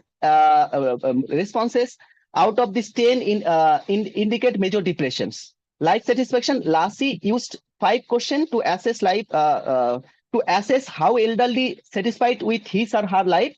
The responses were collected on a 7-point Likert scale, ranging from strongly disagree to strongly agree. So I categorized this in lowest 10 percentile as having low life satisfactions. Cognitive ability, to evaluate cognitive functions, measure 5 key domain performance, like such as memory, orientations, arithmetic functions, executive functions, and object naming. So here also I used lowest 10 percentile categorized as a low, poor cognitive abilities. Coming to the explanatory variable, so I explore social network as a inform of bonding and bridging, such as ties with their spouse or partner, ties with friends, and participation in social activities. So ties with spouse or partner, a strong marital bond is often a key sources of emotional and practical support for particularly older adults. Ties with friends, friendship also provide a different kind of social interactions, companionship and emotional support. And participation in social activities, engagement in both formal or informal activities, such as community event, religious event, gathering, or other social club, help older adults stay connected with other community, providing a sense of belonging and purposeful. So coming to the result portions, the parents of left behind reported 22%, around 23%. They have experienced lower self-reported health. Around 10% poor major depressions, and around 9% reported low life satisfactions, and around 6% experience lower cognitive functions. And if we see the their social network, 60% have close or spouse, 92% have any social activities, and 25% are they are very close to their friends. Coming to the bivariate differences of social network and mental well-being of left behind parents, those who are very close to their partner or spouse, if they married, and any social activities and very close to their friends, they have less reported their poor health, major depressions, low life satisfactions, and low cognitive abilities compared to their counterparts. Though those are not very close to partner or spouse. So they have also less likely to reported their poorer self-reported health. And also binary logistic regression estimates for estimate for depressions, they are also less likely reported their major depression, those who are very close to their spouse, participate in social activities and very close to their friends. And life satisfaction also shows, confirm that result. Those who are participating in any social activities, they are very less likely to experience low level of life satisfactions. And poor cognitive abilities also shows those who are very close to spouse or partner, if she married, and have any social participations and very close to their friends, they have less likely reported their poor cognitive abilities. coming to the discussion portion, so this study underscored the crucial role of social network, including close friendships with spouse or partner and friendships, as well as active social engagement in enhancing their psychological well-being of elderly parents with migrant sons in India. So the finding indicates that maintaining a strong connection with both family as well as friends significantly reduce the risk of the major depressions, low cognitive decline, low life satisfaction, and poor self-reported health among these left behind parents. So the study highlights the vulnerability of elderly parents when their sons are away and emphasize the importance of strengthening social bonds and encouraging social participation to improve their psychological health and overall well-being. This study has several limitations. First, it was conducted using cross-sectional data, so the association and findings found in this study between social network and mental well-being outcome cannot be claimed as a causative. Mental well-being may also affect how people perceive and report their self-reported or self-assessed level of social network. So secondly, Indian society is highly satisfied in terms of their caste, religion. So each state or region has its distinctive characteristics. So this study was conducted at macro level, which provide an overall view of the country. So a micro level study should be conducted to better understanding the relationships. So furthermore, qualitative studies on this topic are needed to understand the in-depth relationship between social network and mental health outcome of these left behind elderly parents. So coming to the conclusion portion. So in conclusions, this research confirmed that intimate relationships with friends, spouses, and partners, as well as participation in social activities are beneficial to the psychological health or mental well-being of older parents with migrant children. So this findings suggest that the need for initiative that strengthen the social network through social support and create network hub in for older adults. So this initiative will make it beneficial for older parents to connect with their friends and community. So this will allow them to undertake social activities and help exchange their knowledge about their health practices also and better health. So these are the references. Thank you. Yeah, thank you very much. And thank you. Thank you very much. Dr. Dhananjay, I think I don't see any questions in the chat box. And there's also a message to put their comments there. So should we wind up? Yeah, please. If anything, then we can offline, we'll just forward those questions to the respective speakers, and afterwards they will just respond to them. Okay, so I'll just close up the session.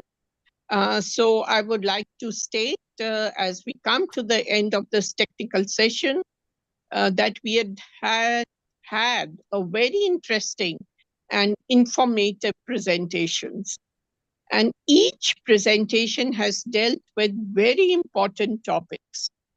India is now seen as the world's diabetes capital, and Dr. Naveen's very scientific talk was impressive as a research highlight, highlighting significant aspects.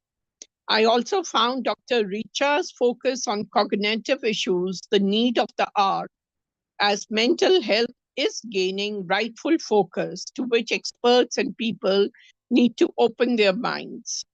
Similarly, Dr. Varalakshmi's talk on falls needs a lot of attention for aging population, and hers is useful research which would be beneficial to many. Ayushi Das has also focused on the dominant concept of healthy aging that requires careful thinking and concerted action to put in practice. I found the paper by Manoj covering a critical concern related to migration of children and understanding these issues being very pertinent to improving quality of life of older persons. The organizers have asked everyone to give their feedback in the form shared through a link. Please do so. So that will also help them to reach out to speakers in case of any questions and comments, which would then benefit all of the presenters. So I would like to thank you all for your patient listening. And I'm grateful to the organizers for giving me this opportunity to chair this session. Of course, we would have liked a little more interactive session, but that is usual practice. We have now to accept it. But you will all agree that this session dealt with issues pivotal for better quality of life. So I congratulate all speakers on selection of their research topics and doing good work. So thank you very much, Dr. Dhananjay. I hand it over to you. Thank you. Yeah, thank you so much, ma'am, for conducting such a beautifully these sessions. And I know that it's difficult to stop the speakers, but anyway, that's a time constraint. We need to do that.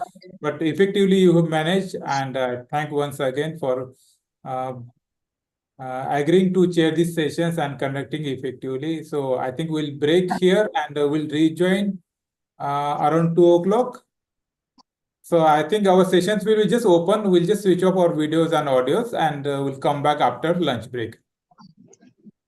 Thank you all. Bye-bye. Bye.